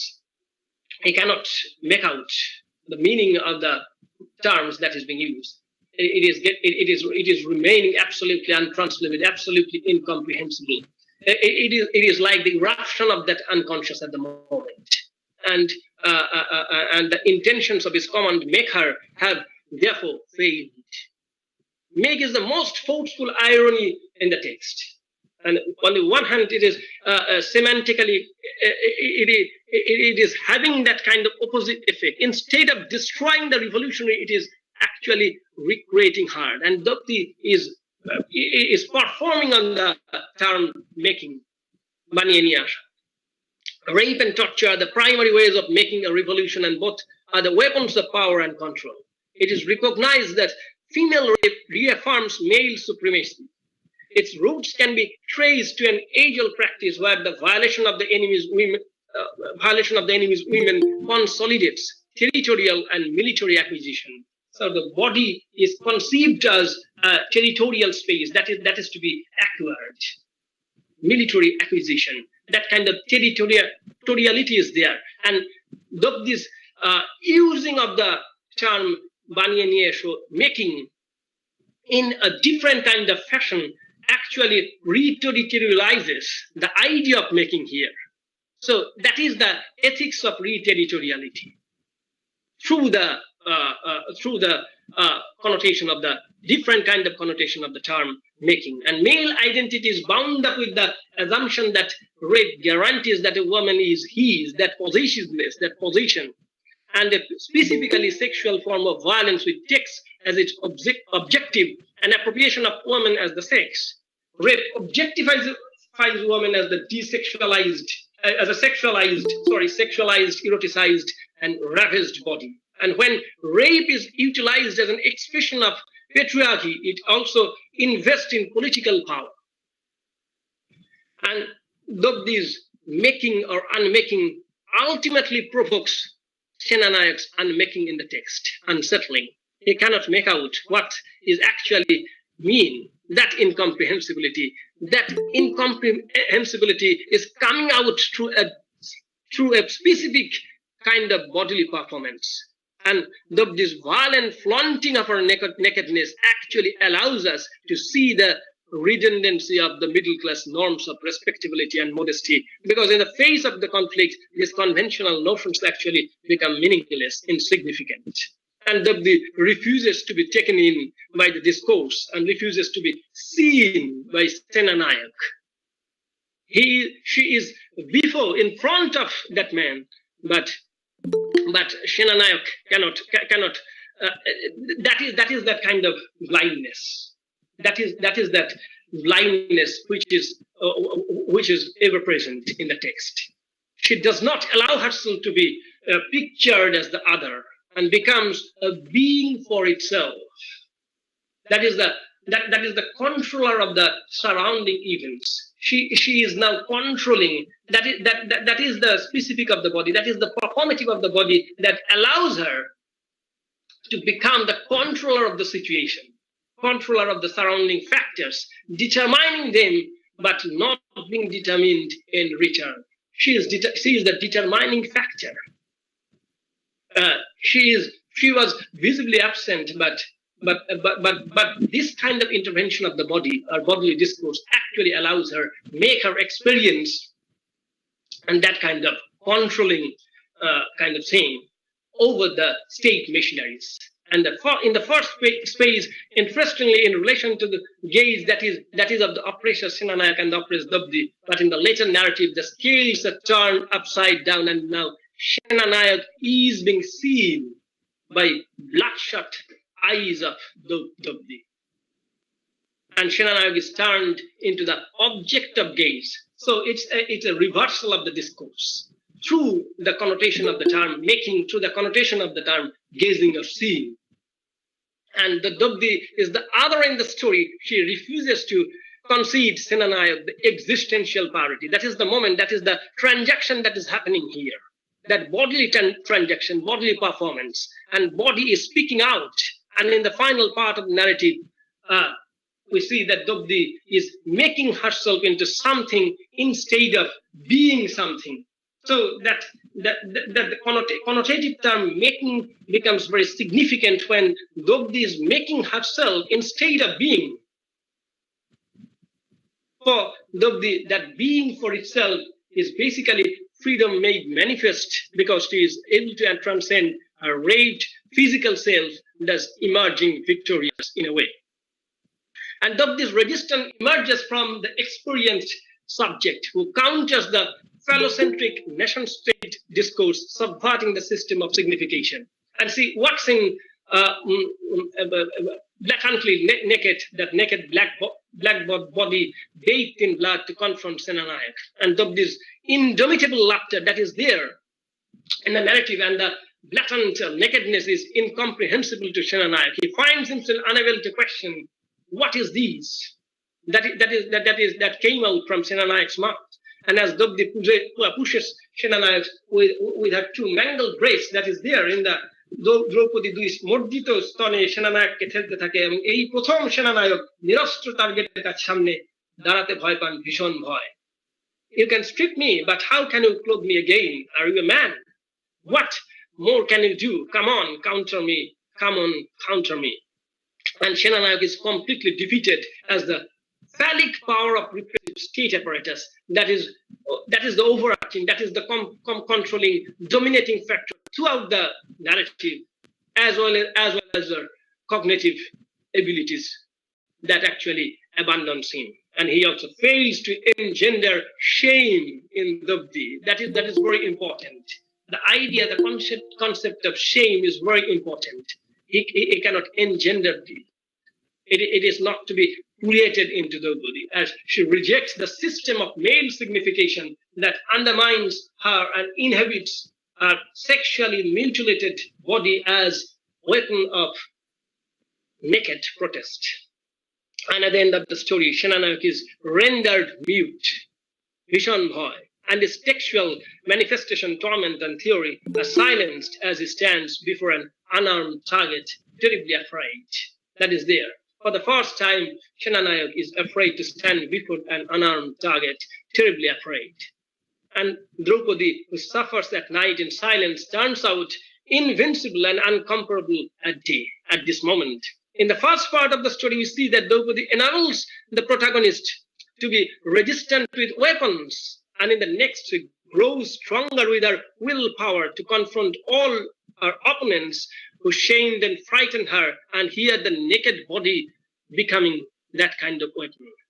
That act of resistance is performed through that construction of that naked body, that visual that you see in the narrative, absolutely unarmed.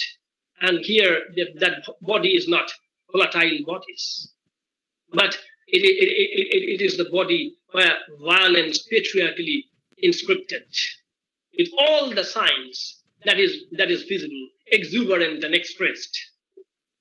And it is gaining a certain kind of agency by its corrosive counter gaze at the Senanayak. He cannot see, though Draupadi is absolutely in front of him.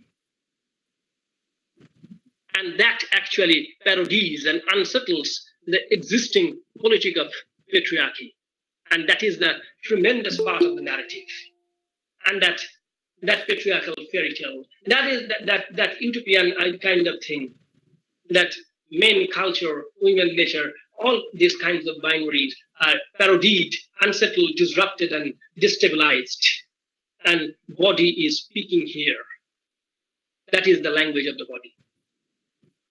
And with this note, thank you. I conclude here. Thank you all. Thank you, Aniruddha, for teaching us to think again.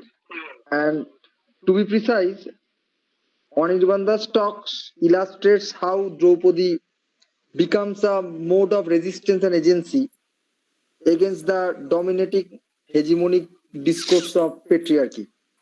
How the body of Draupadi becomes the metonymic representation of the nation on the point of violation, and how translation becomes, as Salman Rushdie pointed out in Imaginary Homelands, that something is lost in translation as well as something is gained. So I now want to invite my colleagues to conduct the question and answer sessions. So it's over to Shortmister.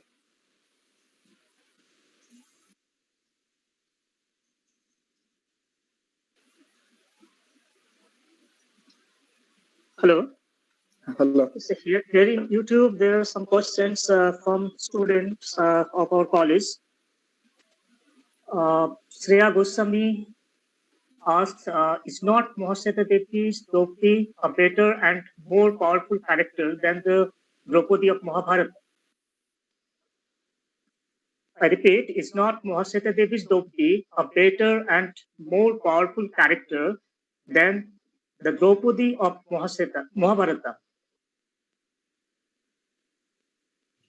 Yes, it is interesting that I have pointed out that it can be arrayed as a that kind of locatable trace is there, and in Spivak's translation, said that it is a kind of palimpsest. Palimpsest is a kind of trace, and here the construction of Mahasweta's Draupadi is a kind of supplement, is operating as a supplement. Supplement meaning that supplies information about toward the traditional element, toward the existing element, and at the same time, it is a kind of attempt towards supplanting it.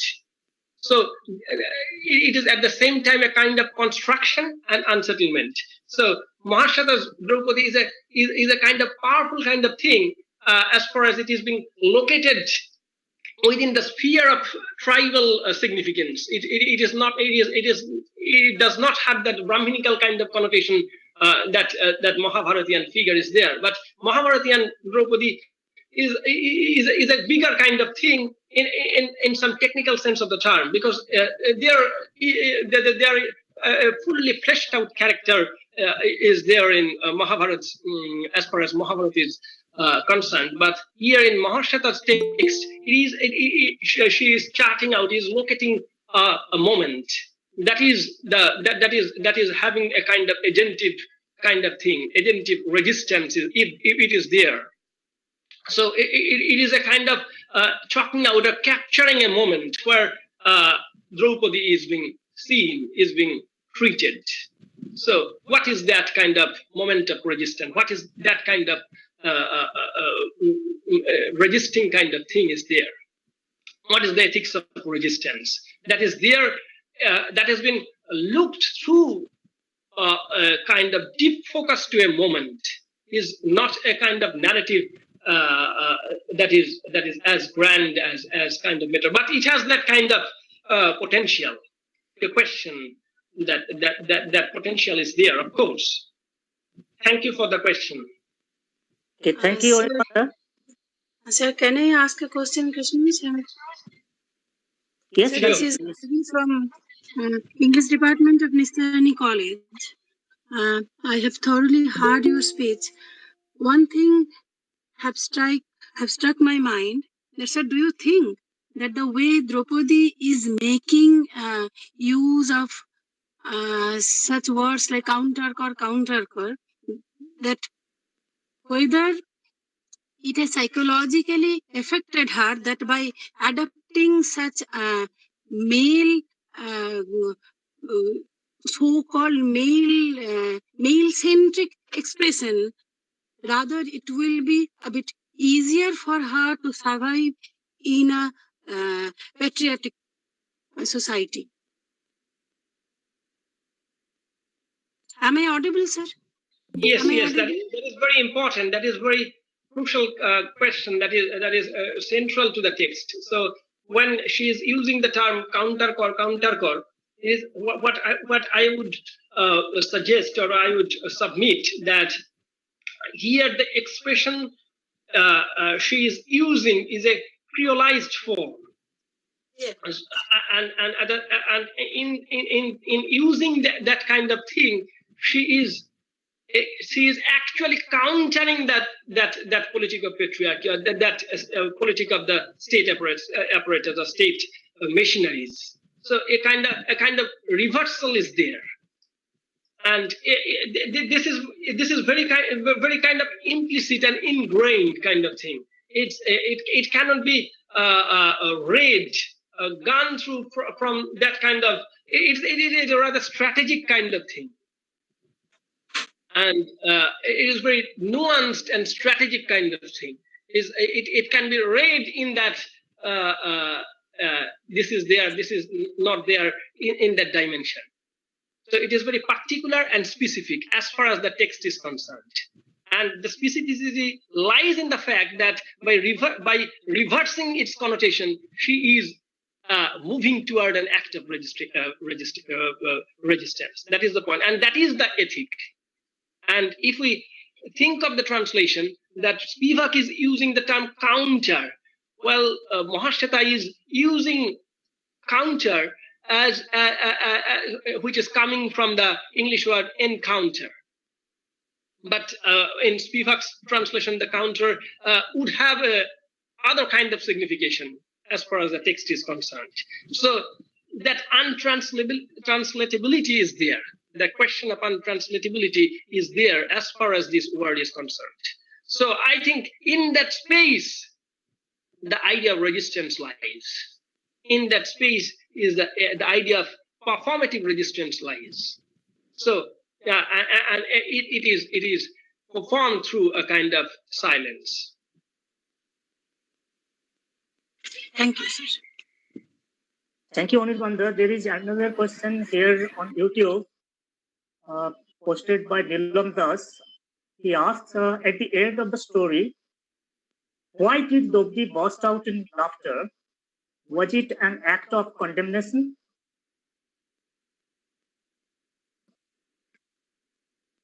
Yes, laughter would have different kind of connotations. This is a brilliant moment in the text.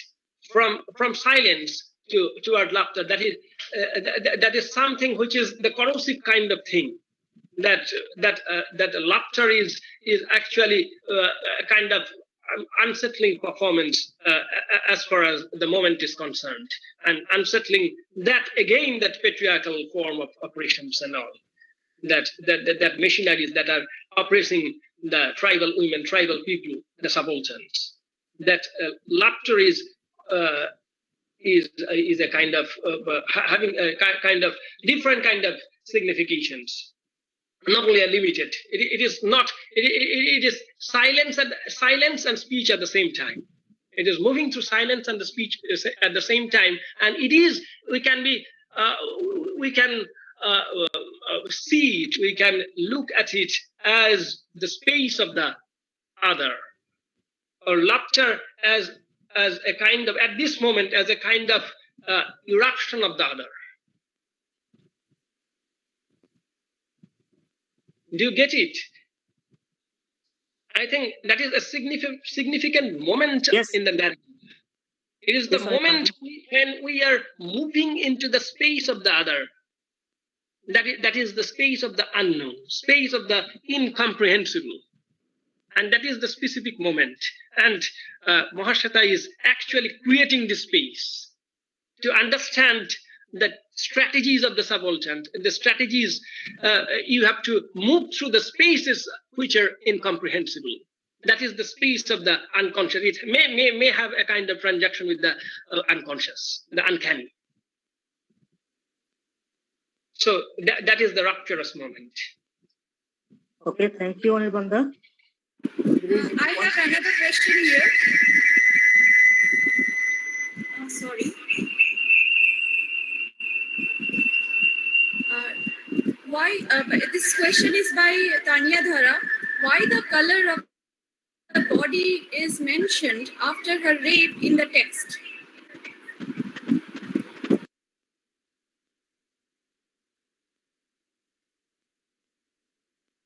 Sorry again, please repeat it again.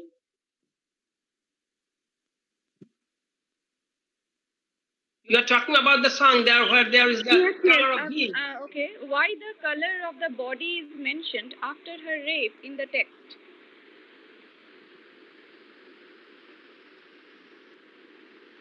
Am I audible? Am I audible? Yes, there are metaphors of colors of there, and it is a kind of. I think it is a kind of strategic dilution, and here.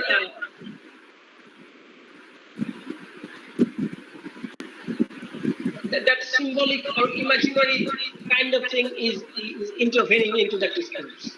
So woman can be, that has been discussed in the interaction in the first lecture, when we are having the first lecture, that is the utopian kind of thing. Woman can be conceived as the mythic utopia, who is not visible in that patriarchal discourse, but she is controlling the discourse by remaining outside the space of the diagram. That is the kind of thing. That sense of outsideness, the sense of incomprehensibility is being rendered or is being inserted through the use of the color, metaphor of different kinds of colors that is being used throughout the narrative. It is there also when Draupadi sang the song after the killing of Shuddha, and it is also there when it is being raped, when she is being raped. And I think these are the kinds of symbolic kind of kind of things that is where the textual and the sexual are interspersed together.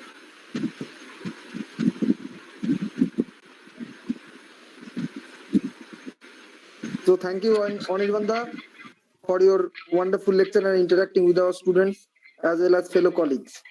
So this is the time for our third speaker, Dr. Nandini Bhattacharya. Before formally introducing her, I want to say that she came to our college in 2019 and mesmerized us in her teachings of As You Like It, using the lens of Bhaktin. So we are expecting the same kind of something of it today. So Dr. Nandini Bhattacharya is Professor of English in the Department of English and Cultural Studies, Bardwan University. She is Project Director of the UGC SAP DRS2 project, entitled of Border Crossing of the Department of English and Cultural Studies. She is also visiting professor of NUJS Kolkata, teaching a course on ethics, law and literature. She is also a recipient of UGC National Research Fellowship Award and Research Project Award of Maulana Abul Kalam Azad Institute of Asian Studies, Kolkata. She is the curator of a permanent border crossing event exhibition in the Department of English and Cultural Studies, the University of Bardwan. She specializes in 19th century ideologies, migration, border crossing studies, and has constantly researched and published in 19th century Britain and the colonial subcontinental ideological interfaces. Her important works are Kenan's The Guide, a Critical Companion, Mulkraj Anand's The Untouchable, Rabindranath Tagore's Buddha, a Critical Companion, and the CBCS Handbook. Her book, Strange Familiarities, Exploring Subcontinental Epistolary Cultures, is being published by Orient Black Swan in 2020. She is currently working on Scottish ideological influences on Ishwar Chandra Vidyasagar's educational experiments. And tomorrow she is going to talk on Ishwar Chandra Vidyasagar at the University of Lucknow, I think. So it's over to you, ma'am. Thank you, Indrajit, and thank you, Indrani, for having me over. And I will be brief because I genuinely believe that young people should be speaking more now, and we have spoken enough in our lifetimes. Now, I was asked to read Amar Jiban, Rashundari Devi's Amar Jiban, and which is why I will begin in a fairly traditional manner, keeping in mind the broad rubric of gender in mind. Now, very simply speaking, I mean, when you have a woman who is writing her first life narrative, her autobiography in Bengali, which in colonial India is the sub-imperial category, that is, vis-a-vis the other language cultures, Bengali is the higher culture. Therefore, there is an automatic tendency to see this as a woman's text, and women's text automatically mean part of gender studies. I mean, gender studies today has, comes across as places, it is a women's studies department. Gender studies generally means women's studies. So the problem of such conflation is something that Niladri has already spoken about. Nevertheless, I'm speaking of perceptions that Rashundari was a woman. She was a good woman, a good housewife, and despite having performed all her duties, she wrote an entire book, which is definitely the first autobiography by a woman. By the time she had published, there were other women who were also writing, but they published a little later. So she comes first. And in that sense, the writing of a life is an act of claiming a life. It's an act of making a life. And if you consider the woman in the 19th century in Bengal as a sexual minority, as a marginalized category, then of course this is an enormous act of claiming and making of the self. Now, there are several problems in such making and claiming. Nevertheless, I will begin with something that is more textual. All right. I mean, now I'll read from what I have written.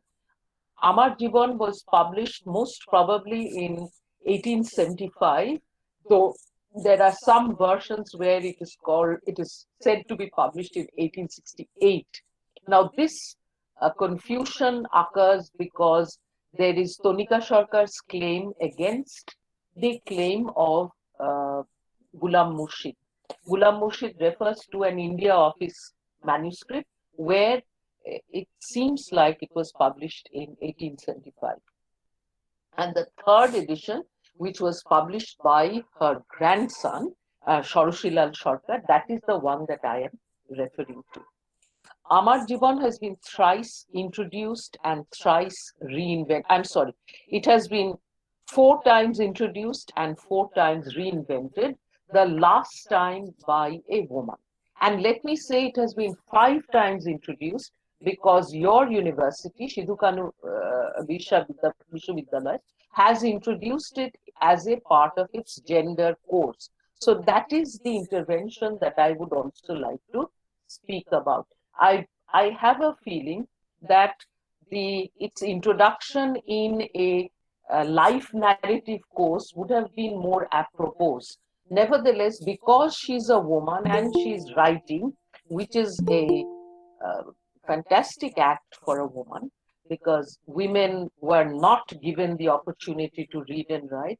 Therefore, there has been an automatic clubbing of Rashundari within a gender course. Nevertheless, please don't think that in Rashundari's text, you are going to get all those liberatory ideas that just my 2 younger colleagues have just spoken about. I mean, there isn't anything like that.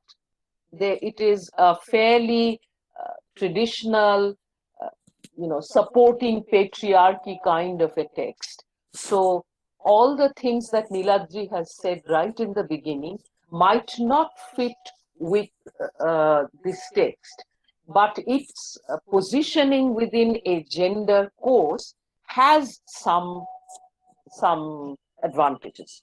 All right. So Amar Jiban has been 4 times introduced and 4 times reinvented.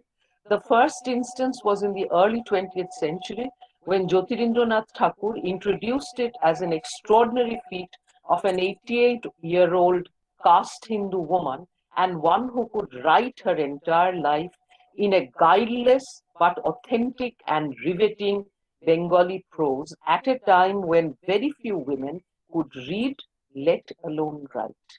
Jyotirindranath Thakur was obviously claiming this narrative as a victory of an upper caste Bengali Grihabodhu over the world, and thus creating a new aesthetic space within the modern vernacular.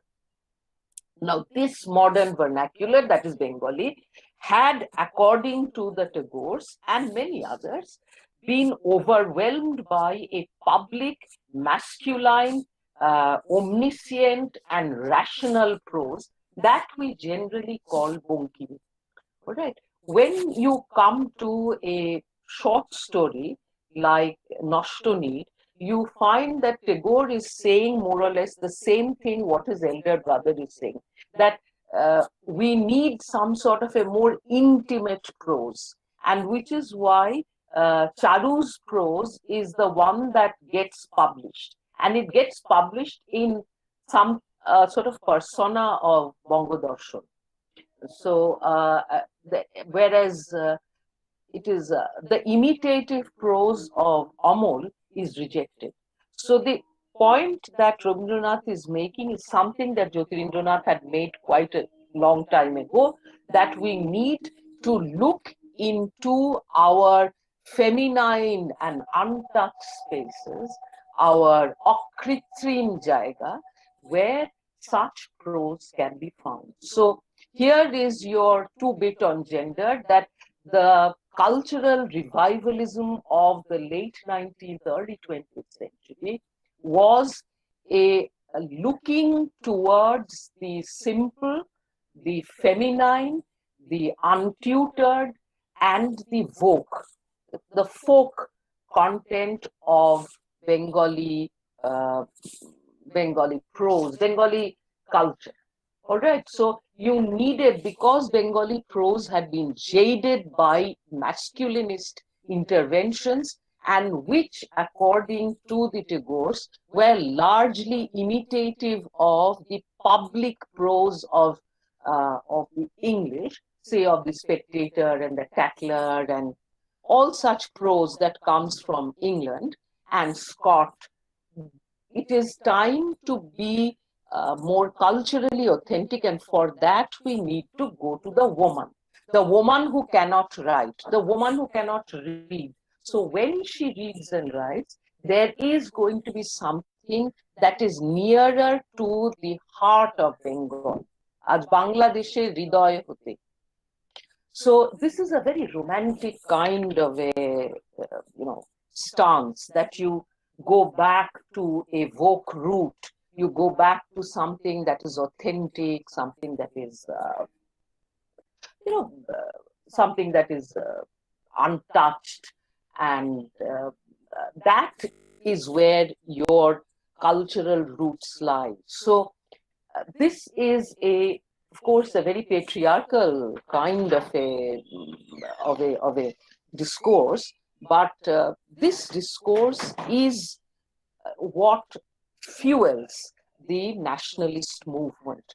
And within this discourse, of course, there are these two figures, women figures. One is the mother, that is the Mother India, and the other is the good wife. Now, in the case of Rashundari, she ticks off both these boxes. She's both the good wife and she's the good mother. So in her writing, we discover those spaces which are, as it were, yet unblemished, unconquered, untrammeled by the British and by their mimic men. So it is in this sense that women's writing is so important, because it has been untouched. Only after 3 decades, Rabindranath says that there are so many women writing that there is no anonno tantrata in all of this. There is nothing novel about it. All right, so already by 1930s, this whole business of women writing has become passe. But in 1875, this is a major achievement. Though I do maintain that she was not the only one. There were others, but she breasted the tape first. She got it published. She belonged to a fairly well-off zamindar family, and her children, especially one of her sons, whose son is Shoroshilal Sarkar. Pyarilal Sarkar was her son. They were well educated, and it is at their behest that the book was published. So, thus creating a new aesthetic space within the modern vernacular that had been overwhelmed by the public, masculine, rational prose of the Bonkimi kind. This quest for the authentic, the untainted, the guileless in cultural space and cultural prose was part of a larger movement of cultural revivalism.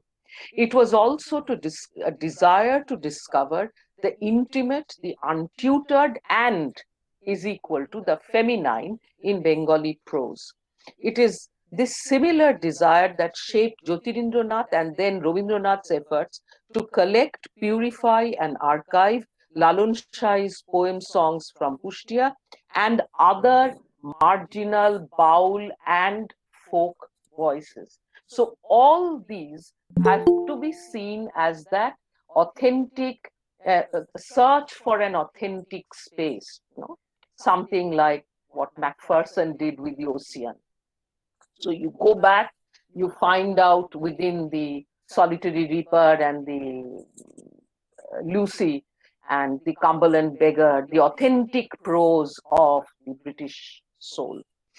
Now, Jyotirindranath also claims Amar Jiban as projecting the true essence of Hindu Dharma, the interiorizing of worship, the operations of bhakti, and the dominance of an inner god of beliefs rather than an outer icon. What I'm trying to say is that when you come to a heavily annotated text like Amar Jiban, you have to take into account the various prefaces, the various interventions, the various reviews that have become a thick penumbra around the text and have already, I think, compromised our naive response. I mean, I can't have a naive response to Rashundari because I am already aware of these responses. The copy that I have has in it first Jyotirindranath's, then Dinesh Chandra Sen's responses, and then a note that Tonika Sarkar has written about. So, to say it is something that is already marked, that is critically marked, and as students of literature, you ought to be aware of this critical marking and remarking of a text, because it all adds up to what the text is and how it is being read. Now, I'm coming to my principal idea of reading, something which I think the earlier readers have not underlined, but I will first show how how Rashundari has been claimed, how she has been read. All right. So Jyotirindranath has two agendas. One, to see in Rashundari's Amar Jiban the prose of a good Bengali housewife, number one, which is untouched, uncontaminated, and therefore pure and representing the heart of Bengal. And this has to be seen within the context of Jyotirindranath and the Tagore family's Swadeshi proclivities, their investment in the Swadeshi as a cultural movement. Secondly, there is Jyotirindranath also claims Rashundari's text because he feels that it talks about a interiorized bhakti. It does not talk about a crude, idolatrous woman or a family that is worshipping a crude idol of Krishna. Now, because in this text, Rashundari continuously speaks about a Daya Madhav who is within rather than without, this is right up the Brahmo line.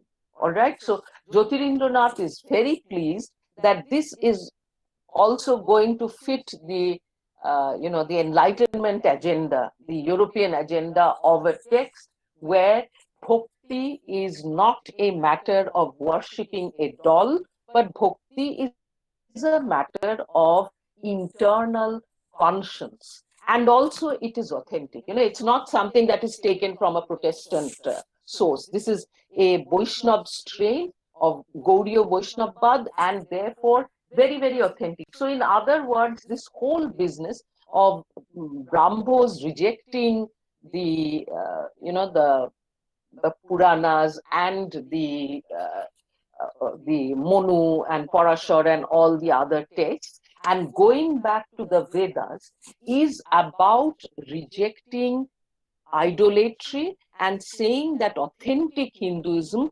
didn't have idolatry. It talked about a single God or a single idea, and that the bhakti towards that single God or idea was largely a matter of the individual's perception of God.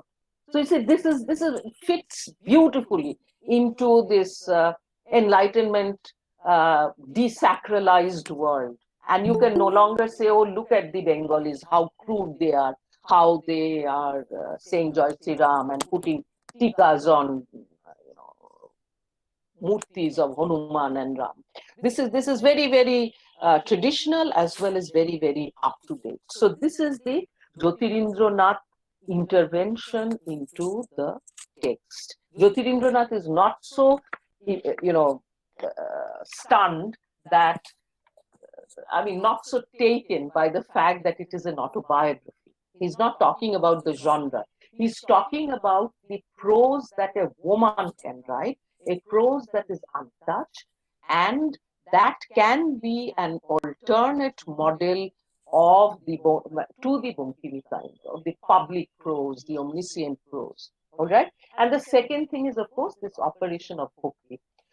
This we keep in mind. The second instance of its claiming comes from Dinesh Chandra Sen. Dinesh Chandra Sen, again, was part of the Calcutta University's project of collecting manuscripts and also in close dialogue with Rabindranath. And Dinesh Chandra Sen's Brihat Bongo is a huge 2-volume collection of many stories, many folk tales, many songs. And we are aware that most of these folktales, songs, and stories, just as Rashundari's Amar Jivan, were in East Bengal, which is today Bangladesh. So Dinesh Chandra Sen comes from the same place as, say, Jyotirindranath, or more probably Rabindranath comes from. That is, you must go, you must archive, and you must bring back to the Bhadralok all those things that are undiscovered in these unknown spaces. So a kind of a secondary colonization, if one may say so. Now, the second instance comes from Dinesh Chandra Sen. As a collector of folk tales and songs of Eastern India, he too is fascinated by the word, by the authentic, guileless purity of a Hindu Grihabodhu's description of her life. Both of them use the word akritrim.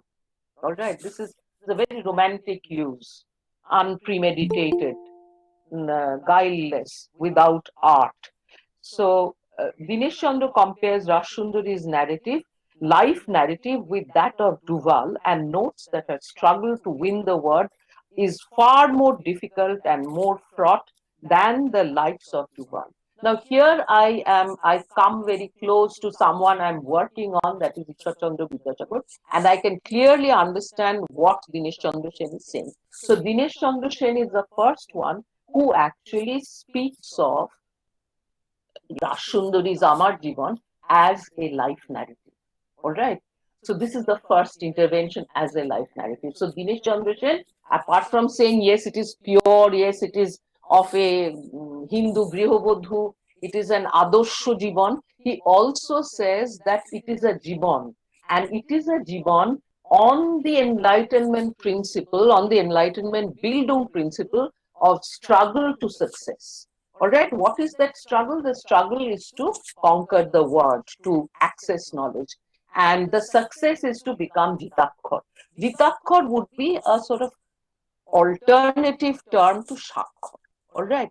In Rashundari's world, the word Jitakkar possibly was a more Sanskritized way of saying Shakkar. Now, so the interesting thing is that Dinesh Chandra Sen is talking about the the life of Duval. Now, what is this life of Duval? The life of Charles Duval is something that was encoded and made as the reading material of primers in the Chambers books of lives of great men. All right. Now, this is something that Vidyasagar actually adapted. And this book, which he called Choritaboli, or a collection of lives, became a primer or became a reader, I think it's a little over a primer, for the school children and a textbook. Now, Choritaboli, along with Barnaparichay and বোধোদয়, এইভাবে বোধহয় আমরা করতে পারি। বর্ণপরিচয় প্রথম ভাগ, বর্ণপরিচয় দ্বিতীয় ভাগ, বোধোদয়, তারপরে চরিতাবলী। So, the reading the life of a great person is an essential act of pedagogy, of the pedagogic process, because life consumes life. All right, when you read a great life, you become a great life. So the cannibalizing of a life by a young person, say, আমরা ছোটবেলায় কি পড়তাম যে একটি বাচ্চা ছেলে সে কুঠার দিয়ে cherry গাছ কেটে ফেলেছিল, তারপরে সে দেখলো যে তার বাবা তাকে ভয়ঙ্কর বকাবকি করবে, তারপর সে বাবার কাছে কি সত্যি কথা বলে দিল, ইনি কে জানো, ইনি জর্জ ওয়াশিংটন। আমাদের এরকমই একটা বই ছিল, এরকম অসংখ্য ছিল, ফ্লোরেন্স নাইটিঙ্গেল ইত্যাদি ইত্যাদি। So why were we taught this? Because by reading about a life of truth, Shottobadita, I would become Shottobadi. So it is a matter of me consuming a great life in order to become a great one myself. All right, that is the pedagogic principle of introducing lives. And the introduction of life writing was one of the greatest agendas of the 19th century, of 19th century Enlightenment. Remember that Virginia Woolf's father had written a national dictionary of biographies. So biography writing, this was in consonance with a German project, which was the first project of life writing. Remember that the novel is also a life. So the Sorrows of Young Werther is about the Bildung, the struggle and the success of a young person. Great Expectations, David Copperfield, Jane Eyre, these are all lives, albeit fictional. So in the 19th century, there is a great sort of, crossover between the life of a real person and that, that very Darwinian, romantic Darwinian struggle to evolution, and the Bildung fiction, the romantic novel, where you have a single person overcoming various kinds of impediments, Robinson Crusoe, and becoming successful. So a life is both within and without. Lives are usually highly interiorized. So it is this pattern, মানে তোমার বাইরে শুধু তুমি কিছুদিন ঘোরাফেরা করলে, তারপর তুমি বেশ একটা স্মাগলিং দলের সঙ্গে জুটে গেলে, বা তুমি তারপর তোমার অনেক পয়সা হলো। This is not a life. All right, the life is one in which there is a real spiritual growth and development. Even a criminal life like Moll Flanders has a evolutionary trajectory. There is a movement from low to high. So I'm not saying that there is a great spiritual development in Moll Flanders. I refuse to believe such trash, but definitely in the more developed life novels, such as, say, Jane Eyre or David Copperfield, you will have this evolutionary process along with the mandatory life writing and life reading in schools and colleges, whose pedagogy is also becoming congealed at this point.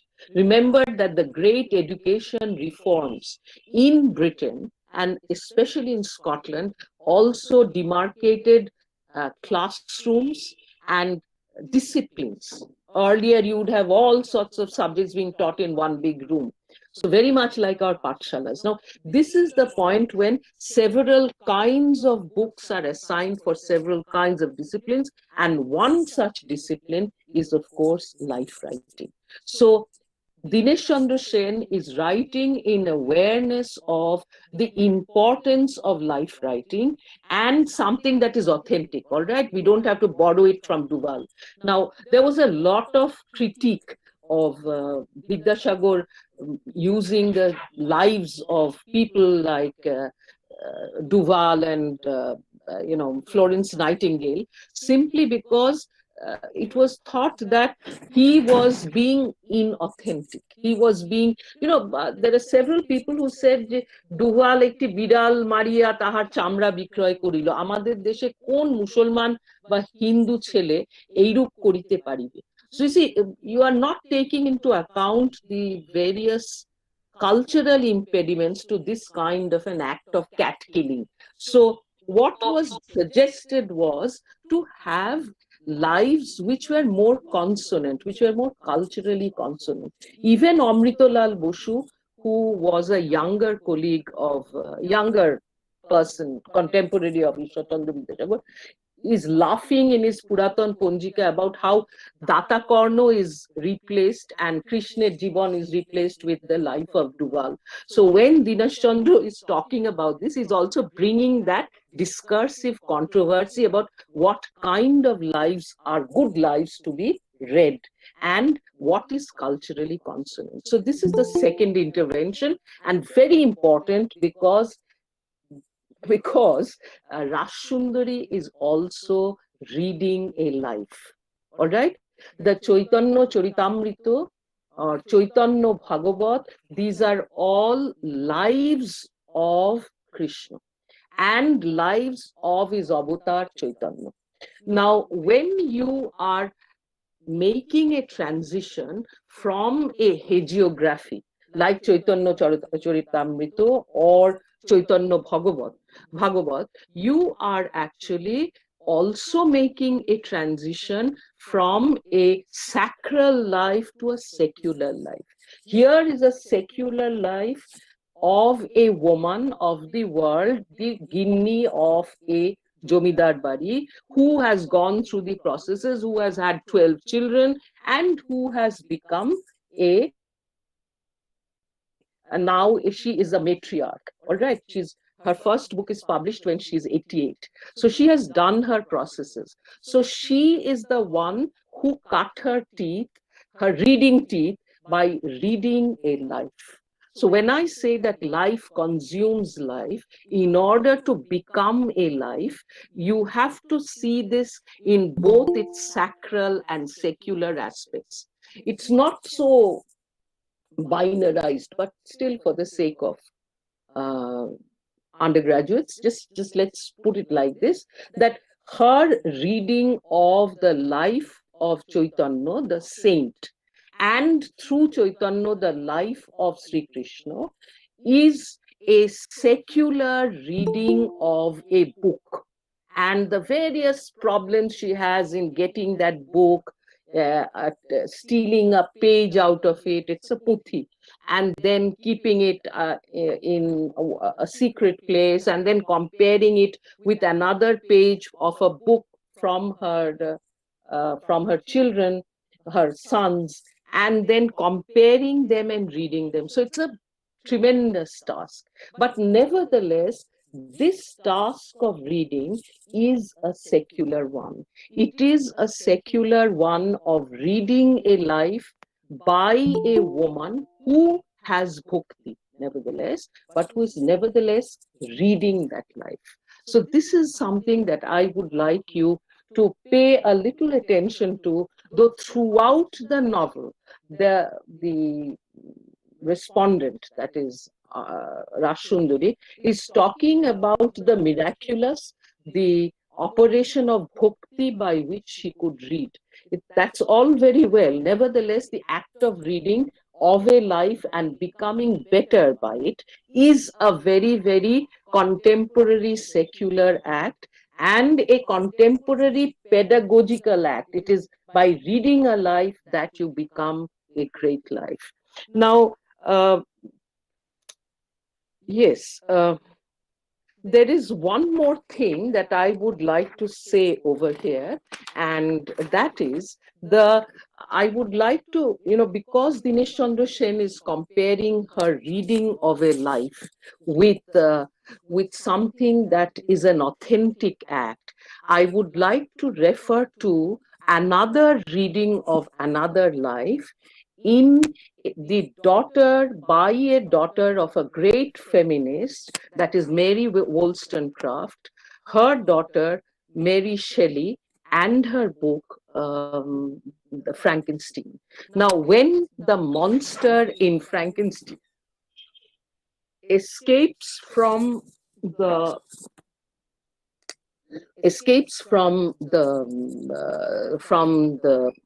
the laboratory, he goes into a forest and he discovers a leather portmanteau. And in that leather portmanteau or bag, he finds three books. One is Milton's Paradise Lost, one is Goethe's Sorrows of Young Werther, and the third is Plutarch's Parallel Lives. And it is in the reading of Plutarch's Parallel Lives that the monster says that I was being humanized. So the monster and the woman and the child can become human by that act of reading. So it is this act of reading that I am trying to talk about, trying to, have a conversation with you, though in this particular life story, that act of reading is a fraught act. It's not fraught simply because she has a lot of trouble in reading. It is because her act of reading is decoded as a sacral act. It is decoded as an act of bhakti. Whereas for me, that act of reading is in consonance with a greater pedagogic process. If you consider Rashundari as one of her brothers with whom she used to sit, where they would be taught Bangla and Farsi porano hoito, that is what she says, and she used to remember some of the words and lines, then she too would have been given the life, especially maybe Vidyasagar's Charitavadi. You see, so she would have also been given a life to read. So the fact that she writes the first life story of a Bengali woman and she reads the life of a god, and this reading is seen as an act of, not as an act of agency, but as an act of bhakti, is for me one of the most creative areas where we can intervene. All right, so the third intervention is by Ghulam Murshid. Ghulam Murshid is Stri Shikkar 100 বছর রাজসুন্দরী থেকে Rokeya. That's the name of the book, 1995, I think. This is a book where Rashundari is firmly placed within a genealogy of women's writing. So there is no other way in which Rashundari can be decoded. She is, now that your university has put her in a gender course, is because of Ghulam Murshid and his definitive docking of this life history as women's writing. So he has several genres that he's looking at, but all of them are women. So as a woman, you are a special category, all right? It's like, you have books on Dalit writing. Okay, so you are functioning as a Dalit. So this brings us to the question now. He has a very thick essay on Rashundari, and also he is the one who has first looked at all the 3 editions in the India Office Library. Murshid's position in Britain helps him over and above any Bengali writer from West Bengal, because they have not been able to access the original manuscripts which are in the India Office Library. This is another part of our colonization, that all our knowledge and authentic knowledge is all kept over there.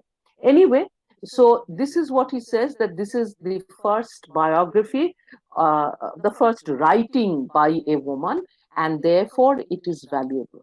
And that we should look at this as one of the agencies of women, that a woman is writing, and she's writing in, again, an akritrim way. She's writing in a way that reflects the Hindu home and reflects the lack of artifice of the woman. When a woman writes, she writes from her heart, like the nightingale. হঠাৎ ফুকরে উঠে গান করলো, কিন্তু তার কোনো শিক্ষা নেই, দীক্ষা নেই, সে একেবারে নিজের মনের মতন গান গাইতে লাগলো. So this is what more or less. But Ghulam Murshid is possibly the most learned, that is the most learned response before we come to Rashundari. Now, then of course there is Partho Chatterjee. Partho Chatterjee, in most probably Nation and its Women, has an essay on Rashundari, and this is where he talks about the genre of the autobiography. And he too, like Rabindranath, makes a division between men's writing and women's writing. And he says that this is called Jibon. Women's writing is often called Jibon, Amar Kotha, because they do not and cannot use the word chorit. Chorit is Attochorit, Shivnath Shastri's Attochorit, Devendranath's Attochorit. The word chorit has a heavy baggage, all right? It has a heavy semantic baggage. So chorit is about the man, the public man, and chorit is about writing of a public life. So when we make a transition from a hagiographical kind of writing, that is writing about gods, to writing about human beings, we usually choose human beings who are godlike, Vidyasagar, and who don't have any flaws or any problems. They are absolutely godlike. The first Chorit of Vidyasagar was written by the full-fledged Chorit. Vidyasagar himself wrote one, but it was a fragment. This was written by Chandicharan Bandopadhyay, but Vidyasagar's own brother struck it down, saying that it was full of hagiographical nonsense. কে বলেছে যে উনি ভরা বর্ষায় উনি দামোদর পার হয়েছেন, ওরকম কিচ্ছু উনি করেননি, বা পায়ে হেঁটে হেঁটে উনি মেদিনীপুর চলে গেছেন, এগুলো সব হচ্ছে myth making. Vidyasagarke to make him bigger than he is. So Shambhucharan is one of the, Shambhunath is one of the first to deconstruct, demythologize the life history of Vidyasagar. Vidyasagar doshe gune manush chilen. Between Chandicharan and Paramesh Acharya, you have all kinds of lives about Vidyasagar, mostly adulatory, but Paramesh is very, very critical. So Shambhu Chandra was trying to put that corrective. So whenever you have a corrective, say a new life of Ramakrishna Paramahansa, where it is suggested that he might have had some homosexual tendencies. This was by a Professor Kripal. This was created such a trouble. Or the Satanic Verses by Salman Rushdie, which is a life of Muhammad, an alternative life of Muhammad. It created so much trouble, book burning, killing of people. So, when you have put a person on a pedestal, or especially if it is a God person, then life writing becomes very problematic. So anyway, so this is the third point that I wanted to make. The fourth intervention is by Tonika Sarkar.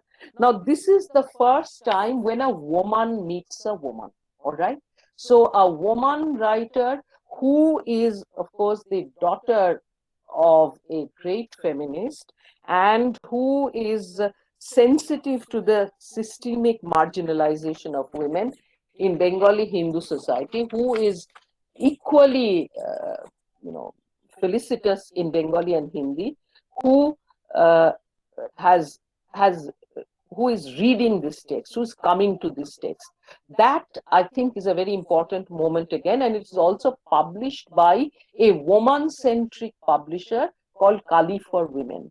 So this is thickly introduced and translated, but the title Amar Jiban remains. So she does not translate it to my life.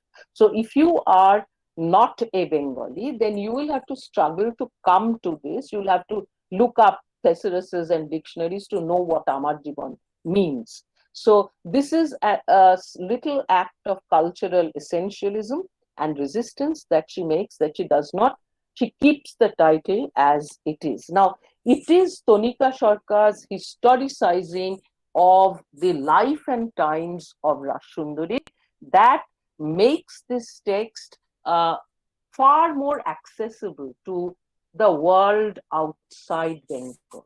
All right. So the importance of Tonika Sarkar's words to win is that definitive moment when Rashundari's life meets the world. It has a dialogue with the world, and the world can now read and understand or not understand the life of a Bengali woman and her struggles to gain the world.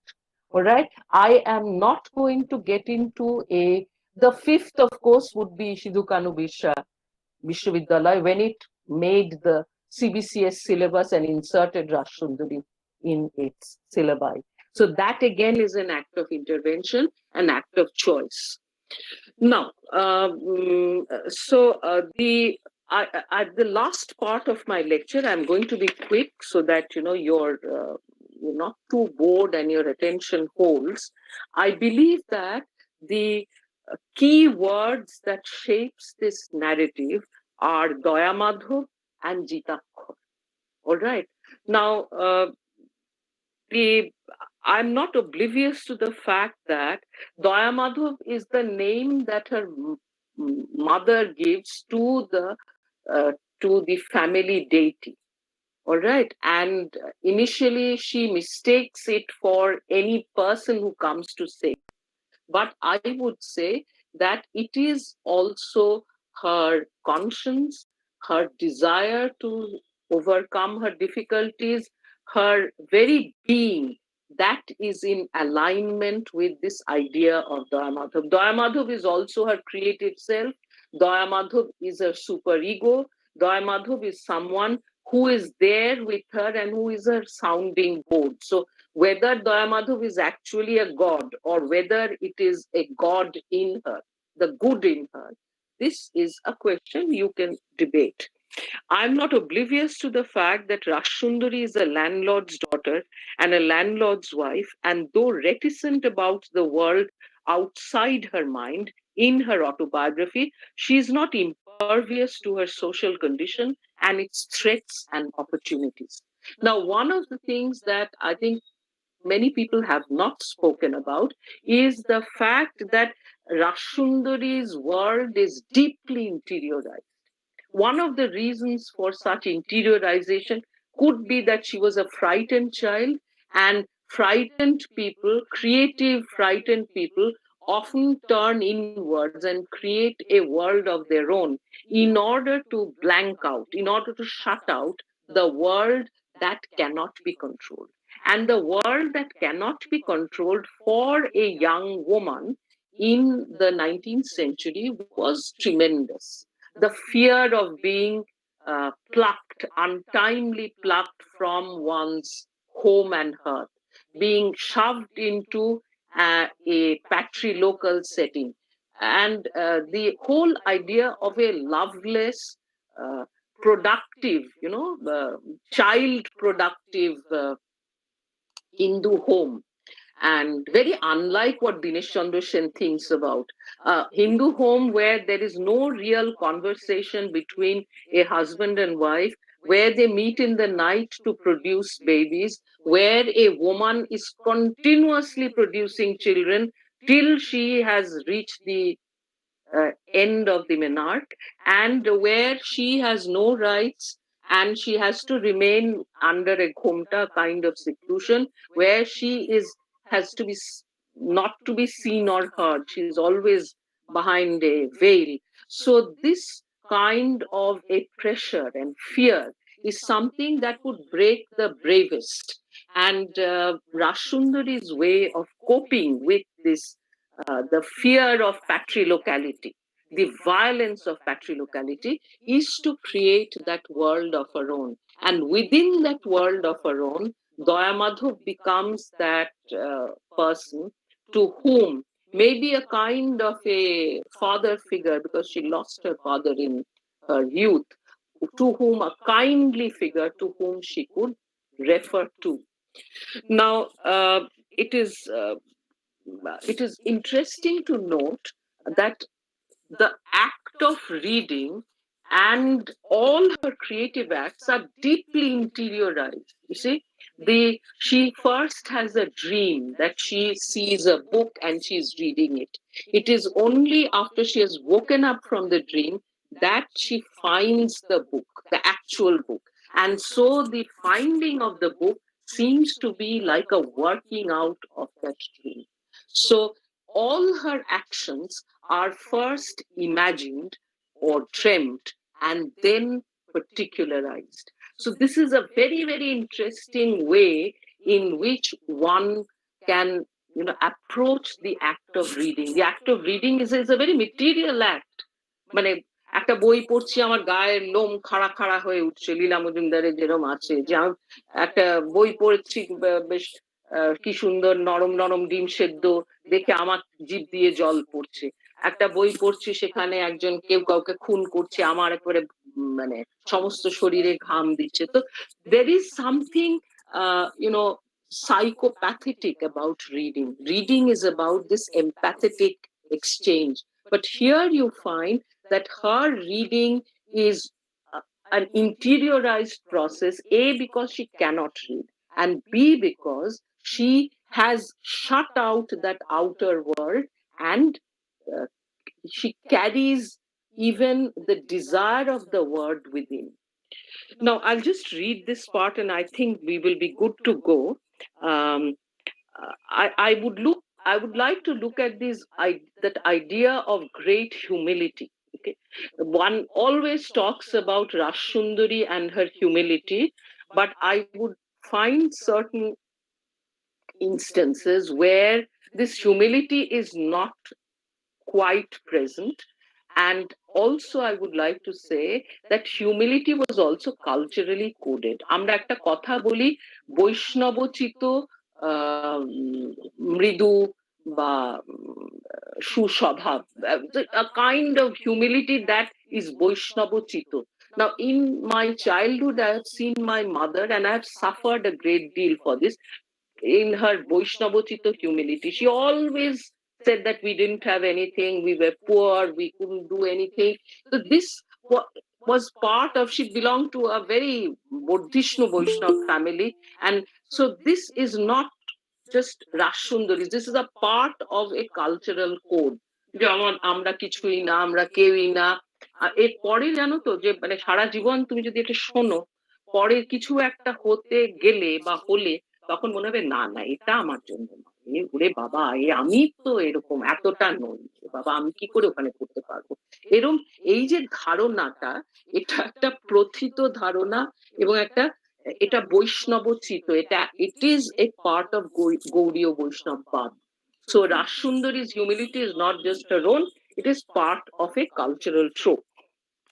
All right. I'm not oblivious to the fact that Rashundari is a landlord's daughter and a landlord's wife, and though reticent about the world outside her mind, and in her autobiography, she's not impervious to her social condition and its threats and opportunities. Amar Jibon is characterized by a record of pain, suffering, and deep piety, and humility born out of such piety. This ingrained humility is culturally coded and not particular to Rashsundari, as it is considered to be the cultural signature of the Vaishnav believer in Bengal. I therefore pay the greatest attention to those rare moments of expression of something like pride in Amar Jibon. In one such rare moment, she expresses her pride in her husband's unblemished record of victories in judicial battles fought against other zamindars and recalcitrant tenants. She keeps saying that আমার কর্তাকে দেখলে ঠিক কর্তার মতন মনে হইতো এবং উনি কখনো মামলা হারেন নাই, he's always won them. If her husband is the conqueror of the outer world of landed property, mired as it were in perennial legal and extra-legal struggles within a post-permanent settlement economy, she is the conqueror of the world. All right, Jitakkar. So this conquest is a use that I find to be very, very sort of strange in a narrative of piety and humility. That নহলে আমি জিতাক্ষর হইব কি করিয়া. So, the point remains that yes, there is humility, but that humility is also, goes hand in hand with the pride of the fact that she has conquered the world. She has conquered it by her own struggles. Now, the conquest of the word is not inconsiderable, and in fact, perhaps the greatest conquest of all, as it is the ability to know, to access knowledge that makes one a human being. The question of othering women, denying her a sense of self, is about denying her access to humanizing facilities. Remember what I said, that the monster read, when he was able to read, he became human. I refer to without knowledge, without her access to the word, she remains human in form alone and not in essence. I refer to a great warrior for human rights, Mary Wollstonecraft, and her daughter Mary Shelley's novel, Frankenstein. When the Dr. Frankenstein made monster escapes, the first thing he discovers in the forest is a leather portmanteau and 3 books within it. One is Plutarch's Parallel Lives, the other Milton's Paradise Lost, and the third Goethe's novel. It is by learning to read these, especially the lives of great Greeks and Romans, that the monster is humanized. That the woman that is closer to the monster must conquer the word to become human, not in form alone. I end my lecture by a quote from Ishwarchandra Vidyasagar's Balya Bibaher Dosh, The Evils of Child Marriage, published in Sarbo Shubhakari Potrika, which was begun in 1849, but this essay came out in 1850, as to how education separates a human being from what simply appears like that.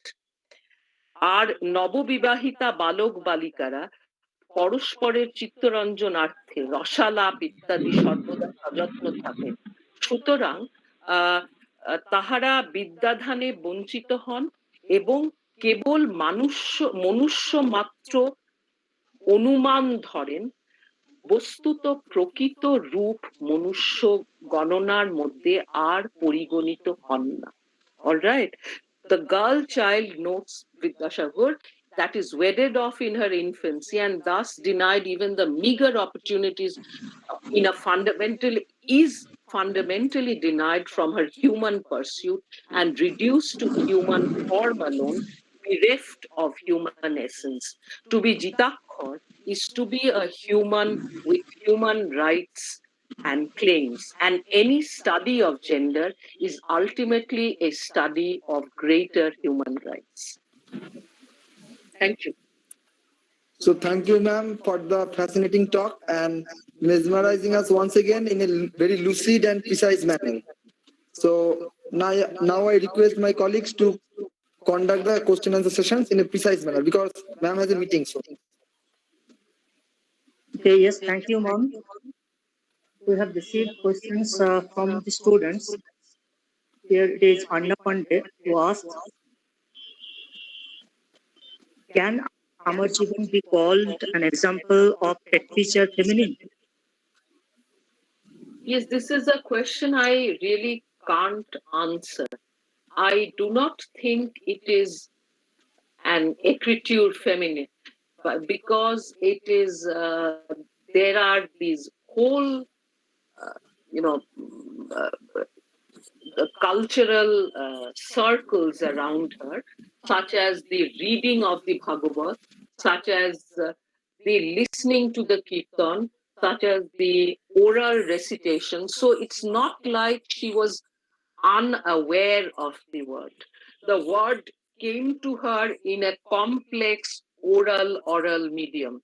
So, yes, she was a woman, and yes, she was writing her life, and yes, her prose was interiorized kind of prose, but whether it was a prose that was specific to a woman, whether she was writing her body, is a question I am not quite comfortable with. I don't think anything like that happens. She is, if you've read your tradition and individual talent, the point that Rabindranath, Jyotirindranath, Dinesh Chandra Sen are trying to say is that she is untutored, all right? She's a genius.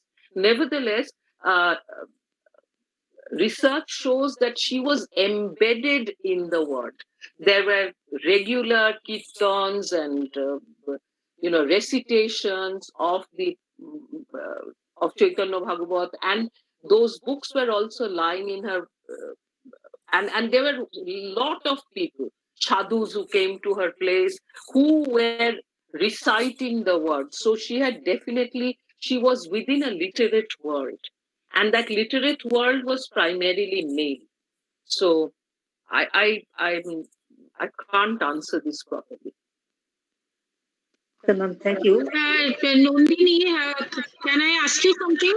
Yes, please. About what you had just said, that she was actually living in a world which is a literate world, and the language that she was used to is a language taken from Chaitanya Bhagavat and the divine books around her. But her language, this is exactly what I wanted to ask you from the very beginning, that you were talking about her language as okritrim, as spontaneous. The word okritrim came many times. And this is just the linguistic point that I wanted to make, that even though she was learning, she was hearing, she was reading from the Chaitanya Bhagavat, but her language is completely different from that. Her language is not the language of Chaitanya Bhagavat. No, it isn't. No, it isn't. Nevertheless, I would say that her language is not exactly a model of women's language. In fact, there isn't any such language. So I have not said her language is Okritrim. It is Jyotirindranath, and other. I am on the contrary saying that her language was deeply implicated in the oral literate sphere within which she was placed. Her sons were extremely literate. Her husband was literate. There were many puthis in her house, which is not the case in all zamindar houses. So she was within a literate world, but the language that she uses is not exactly the language. Of course, it's not the language of Chaitanya Bhagavat, but to call it écriture femina is to somehow say that she devised a language specific to the woman. If such is the case, then in Nostoni it is thought that, I mean, the same people who say her language is Okritri, they say that the man's language is interiorized, intellectualized, without objective correlatives, whereas the woman's language is sensuous, feeling, it has a lot of pictures, words, etc. Nevertheless, the opposite is true for Rashundari.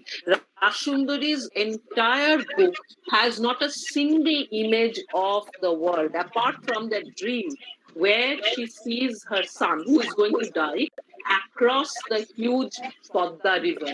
That is the only visual image that you find in this autobiography. So her language is a very dense, interiorized kind of language. You could compare it to the language of, say, Virginia Woolf.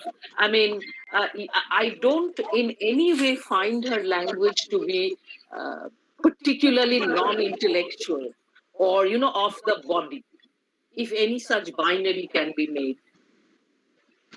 Thank you, Nandini. And actually, I really enjoyed your talk today, and it was really, really good. Thank you so much. Thank you for inviting. Yes, are there other questions? Let's Yes, ma'am. There is one person, Nobonita Paul. Ma'am, keeping aside Partha Chatterjee's gender-specified prejudiced reading of 19th century Bengali women's writing, do you agree that with his idea that women's life writing reflects the times more fruitfully? Yes, I do believe that life writings have an anthropological quality about them.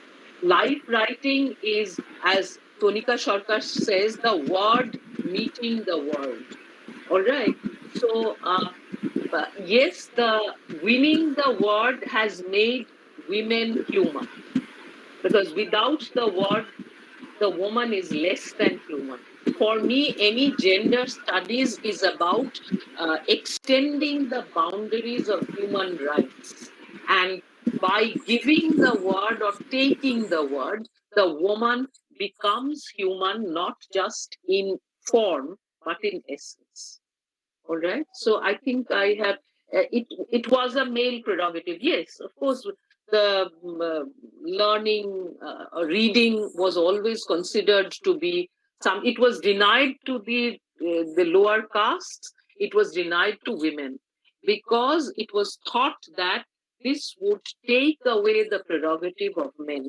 The human self is the prerogative of the man, and therefore it is the man who must read. And remember that this man is always also a colonized man, so there is a double jeopardy. As a colonized man, the only thing that such a man has is the word. So if you are educated, you can get jobs, etc. So hence this great fascination with the child bride. Remember that movie called Balika Bodhu, the unlearned, মানে একটা পাখি পোষার মতো নাকি, যে তোমাকে থ্রেটন করবে না, যে কিছু জানে না, তুমি তার গুরু, তুমি তার এর পরে যে ব্যাপারটা হলো যে পুরুষ নারীকে পড়াশুনো একটু একটু শেখানো, যেটা পার্থ চ্যাটার্জি নিউ পেট্রিয়ার্কি বলছেন, একটু একটু শেখালে একটু একটু পাখি হয়তো অল্প একটু চি করতে পারে, কিন্তু it is still a male prerogative. But to the woman accessing knowledge is, it's entirely sort of epistemologically impossible. The woman is a body, the man is a mind. So how can a woman be a mind and still sort of, be instrumentalized? তাকে তো তুমি আর ব্যবহার করতে পারবে না, মনের ব্যবহার হয় না, শরীরের ব্যবহার হয়। যেমন পাঁঠা, তুমি একটা পাঁঠাকে যখন কাটছো, তখন কি তুমি ভাবো তার ফিলিংস আছে কিনা? তুমি তার মাংসটা খাবে। নারীর পক্ষেও তাই, তাকে তুমি ইনস্ট্রুমেন্টালাইজ করো, যেমন তুমি একটা পেন্সিল ইনস্ট্রুমেন্টালাইজ করো, লিখলে ভেঙে গেল ফেলে দিলে। মেয়েও তাই, সে যদি নলেজ অ্যাক্সেস করে বা নলেজ অ্যাক্সেস করতে পারে, তখন তো সে আর ইনস্ট্রুমেন্টাল রইল না, তাই না? তুমি পড়ো, ওই কি বলে, কান্টের লেখা পড়ো, যেখানে কান্ট এই বিষয়ে কথা বলছেন যে কাকে হিউম্যান বলে, who is human. He is using this term mention word, মানে হিউম্যান ওয়ার্থ। এবং কান্ট বলছেন যে মানুষকে তুমি বিক্রি করতে পারো না। ওই যে কর্ডিলিয়া বলছে না যে আমাকে nothing. আমার বদলে কিছু নেই. So, she's talking about this human worth. The woman can actually be instrumentalized. She can be used. So that is what I'm talking about. Yes. Any other question? Ma'am, okay. I have a question, ma'am. Ha, bolo. Gaurav Das. Good noon, ma'am. My question is, can we consider Rashundri Devi as an early feminist scholar or a simple homemaker who fortunately become educated and has written about her simple life living without thinking of other women of her society? No, Gaurav, definitely she couldn't think of other women of her society except her 3 sisters-in-law, Nonod, who used to appreciate and read a little with her. She did not have the access, as she was in Faridpur, which is very far from Calcutta. She did not have the access to the female normal schools or a community of female educated females. So there was no such. That is why she is so precious. Nevertheless, she could not have just come into learning. I mean, that cannot be an automatic or a simple act. It was a tremendous act. It was a tremendous act of effort. It's like climbing a mountain. Gaurav, I'll tell you the story of my Didima. All right, she died very young. My Didima was in Kumilla, and she was the wife of my Dadu, who used to teach in Victoria College in Kumilla. Now, there were many women who used to come to Dadu, and one of them said that, Dr. Guhur Stree to BA pass. And this made her so sad. She couldn't say no, she couldn't say yes. So she had by that time contracted TB. All right. And she told my mother, she has also written this down, যে গুনু আমার মায়ের মানে ডাক নাম গুনু, গুনু আমার লেখাপড়া ছিল পাহাড় পার হওনের কষ্ট, পাহাড় পার হওনের কষ্ট। আমি খাটে বৈশা বৈশা একটু একটু কইরা লিখতাম, কারণ আমার ওই লজ্জাটুক ছিল যে আয়েশা কইছে যে ডক্টর গুহার স্ত্রী তো BA pass. So she passed BA in pass with distinction. So remember that this was somebody whose husband didn't keep her in Porda. She didn't have to cook for 20 people. For her, how difficult this was. So if you say that in 1858, somebody who wrote an entire life was an automatic act, that I think is uncharitable. That is, it was a tremendous act. It was a tremendous act of. Thank you, ma'am. Nicely understood. Yes. So thank you very much, Nandini ma'am, for the wonderful talk.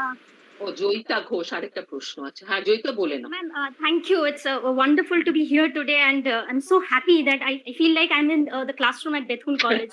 Ma'am, it is just to clarify one thing.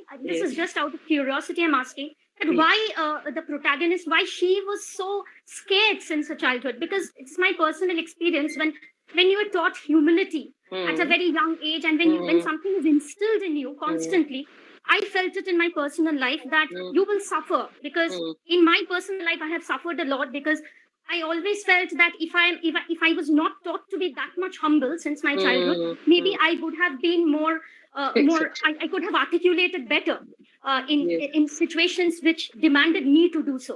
True. And when I read this book, I haven't read any translated version. I have read the Bengali version. I found that she was so vulnerable. She always felt like crying.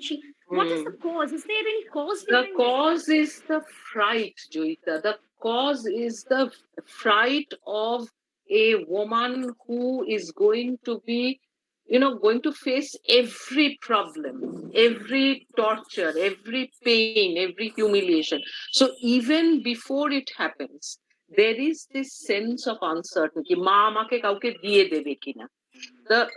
for a child, a Bengali child, even in sort of by the time one is 5 or 6, one is already aware that she was going to be given away.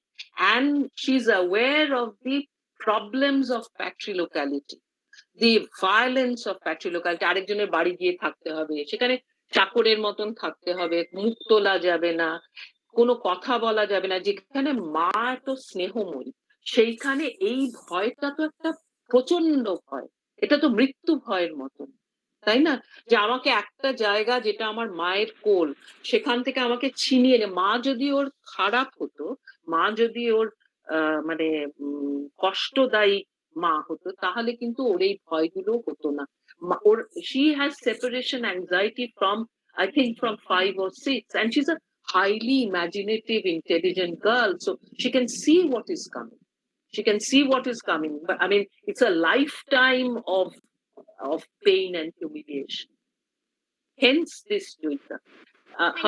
Her boy is what, Joyita, I would like to make one more point. It is her fear that also makes her creative.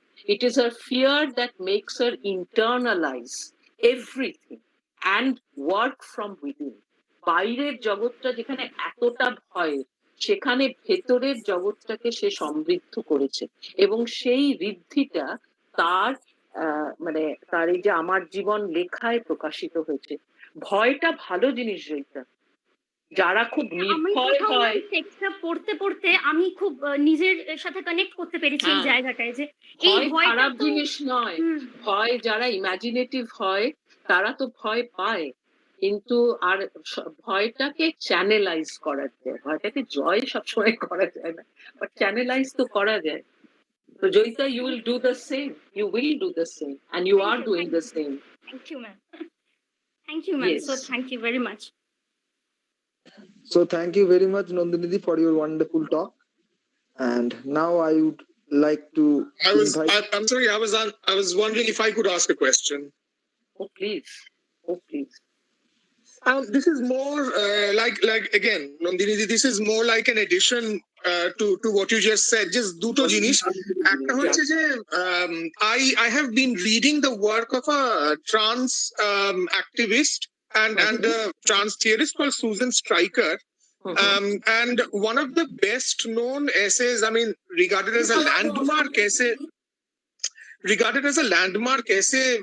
in the realm of transgender studies, is this essay by Susan Stryker called My Words to Victor Frankenstein Above the Village of Chamonix, performing transgender rage. So therefore, this is just to say that Frankenstein has got is of great value even to transgender studies. And I thought, yeah, so there's a real commonality that is there. And the second point that I was trying to make is that, the humility that you were talking about, the humility that is so much of a performance when it comes to the Vaishnava sort of lifestyle, the Vaishnava worldview. It's very interesting how gendered that humility becomes, because it is almost as though humility becomes coterminous with a kind of femininity, in the sense that when you have somebody like Vivekananda who is pushing through his idea of a very muscular Hinduism, he at several places denigrates Vaishnavism. And he does so precisely because he says, humility. It's astonishing how in Vivekananda's deeply patriarchal kind of gender binarist view, Vaishnava sort of culture is uncomplicatedly feminized. And I find that so extraordinary, and it just I just thought about that, so I thought I should share that with you. No, thank you, Niladri, and I have a feeling that you all are Vaishnavas as well. Your mother, you said, always worshipped Gopal, and Niladri, because it is something in my family. Therefore, my father was a Shakta, and this is the two parts of me which are always in a fight. The humble part, which nobody gets to see these days,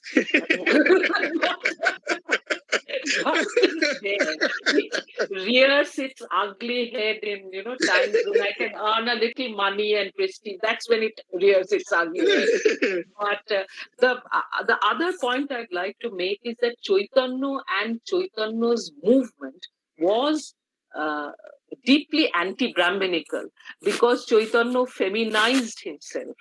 And very much so, very much so, absolutely.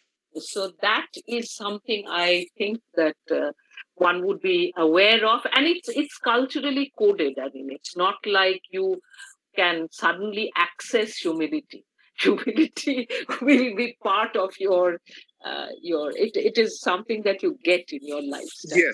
Yes, absolutely. Such a pleasure listening to you. Such a pleasure. And Niladri, let me say that I pay my compliments to your mother and to her deep belief in Gopal and Gopal like Niladri.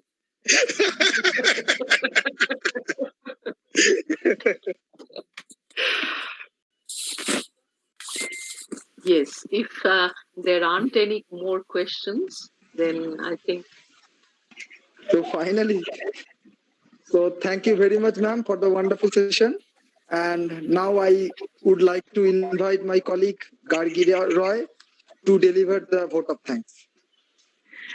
So thank you to all of you. It was really not only overwhelming, rather all of us have really have enjoyed the session thoroughly. And truly speaking, all of us have returned to our own Nistarini College seminar hall for last 3 hours, 30 minutes. I personally was there. And now, on behalf of my department, I would like to express my heartfelt gratitude to the eminent erudite speakers. I would also like to thank Dr. Subal Chandra De, who has now left, maybe for his urgency, the chief patron of this webinar, but part and parcel of our Nistarini family, Nistarini College. I also extend my deep respect to our principal madam, very close, Dr. Indrani Dev, who always not only encourages our English department, but also each department of our college for such fruitful interactive sessions. And I would also like to thank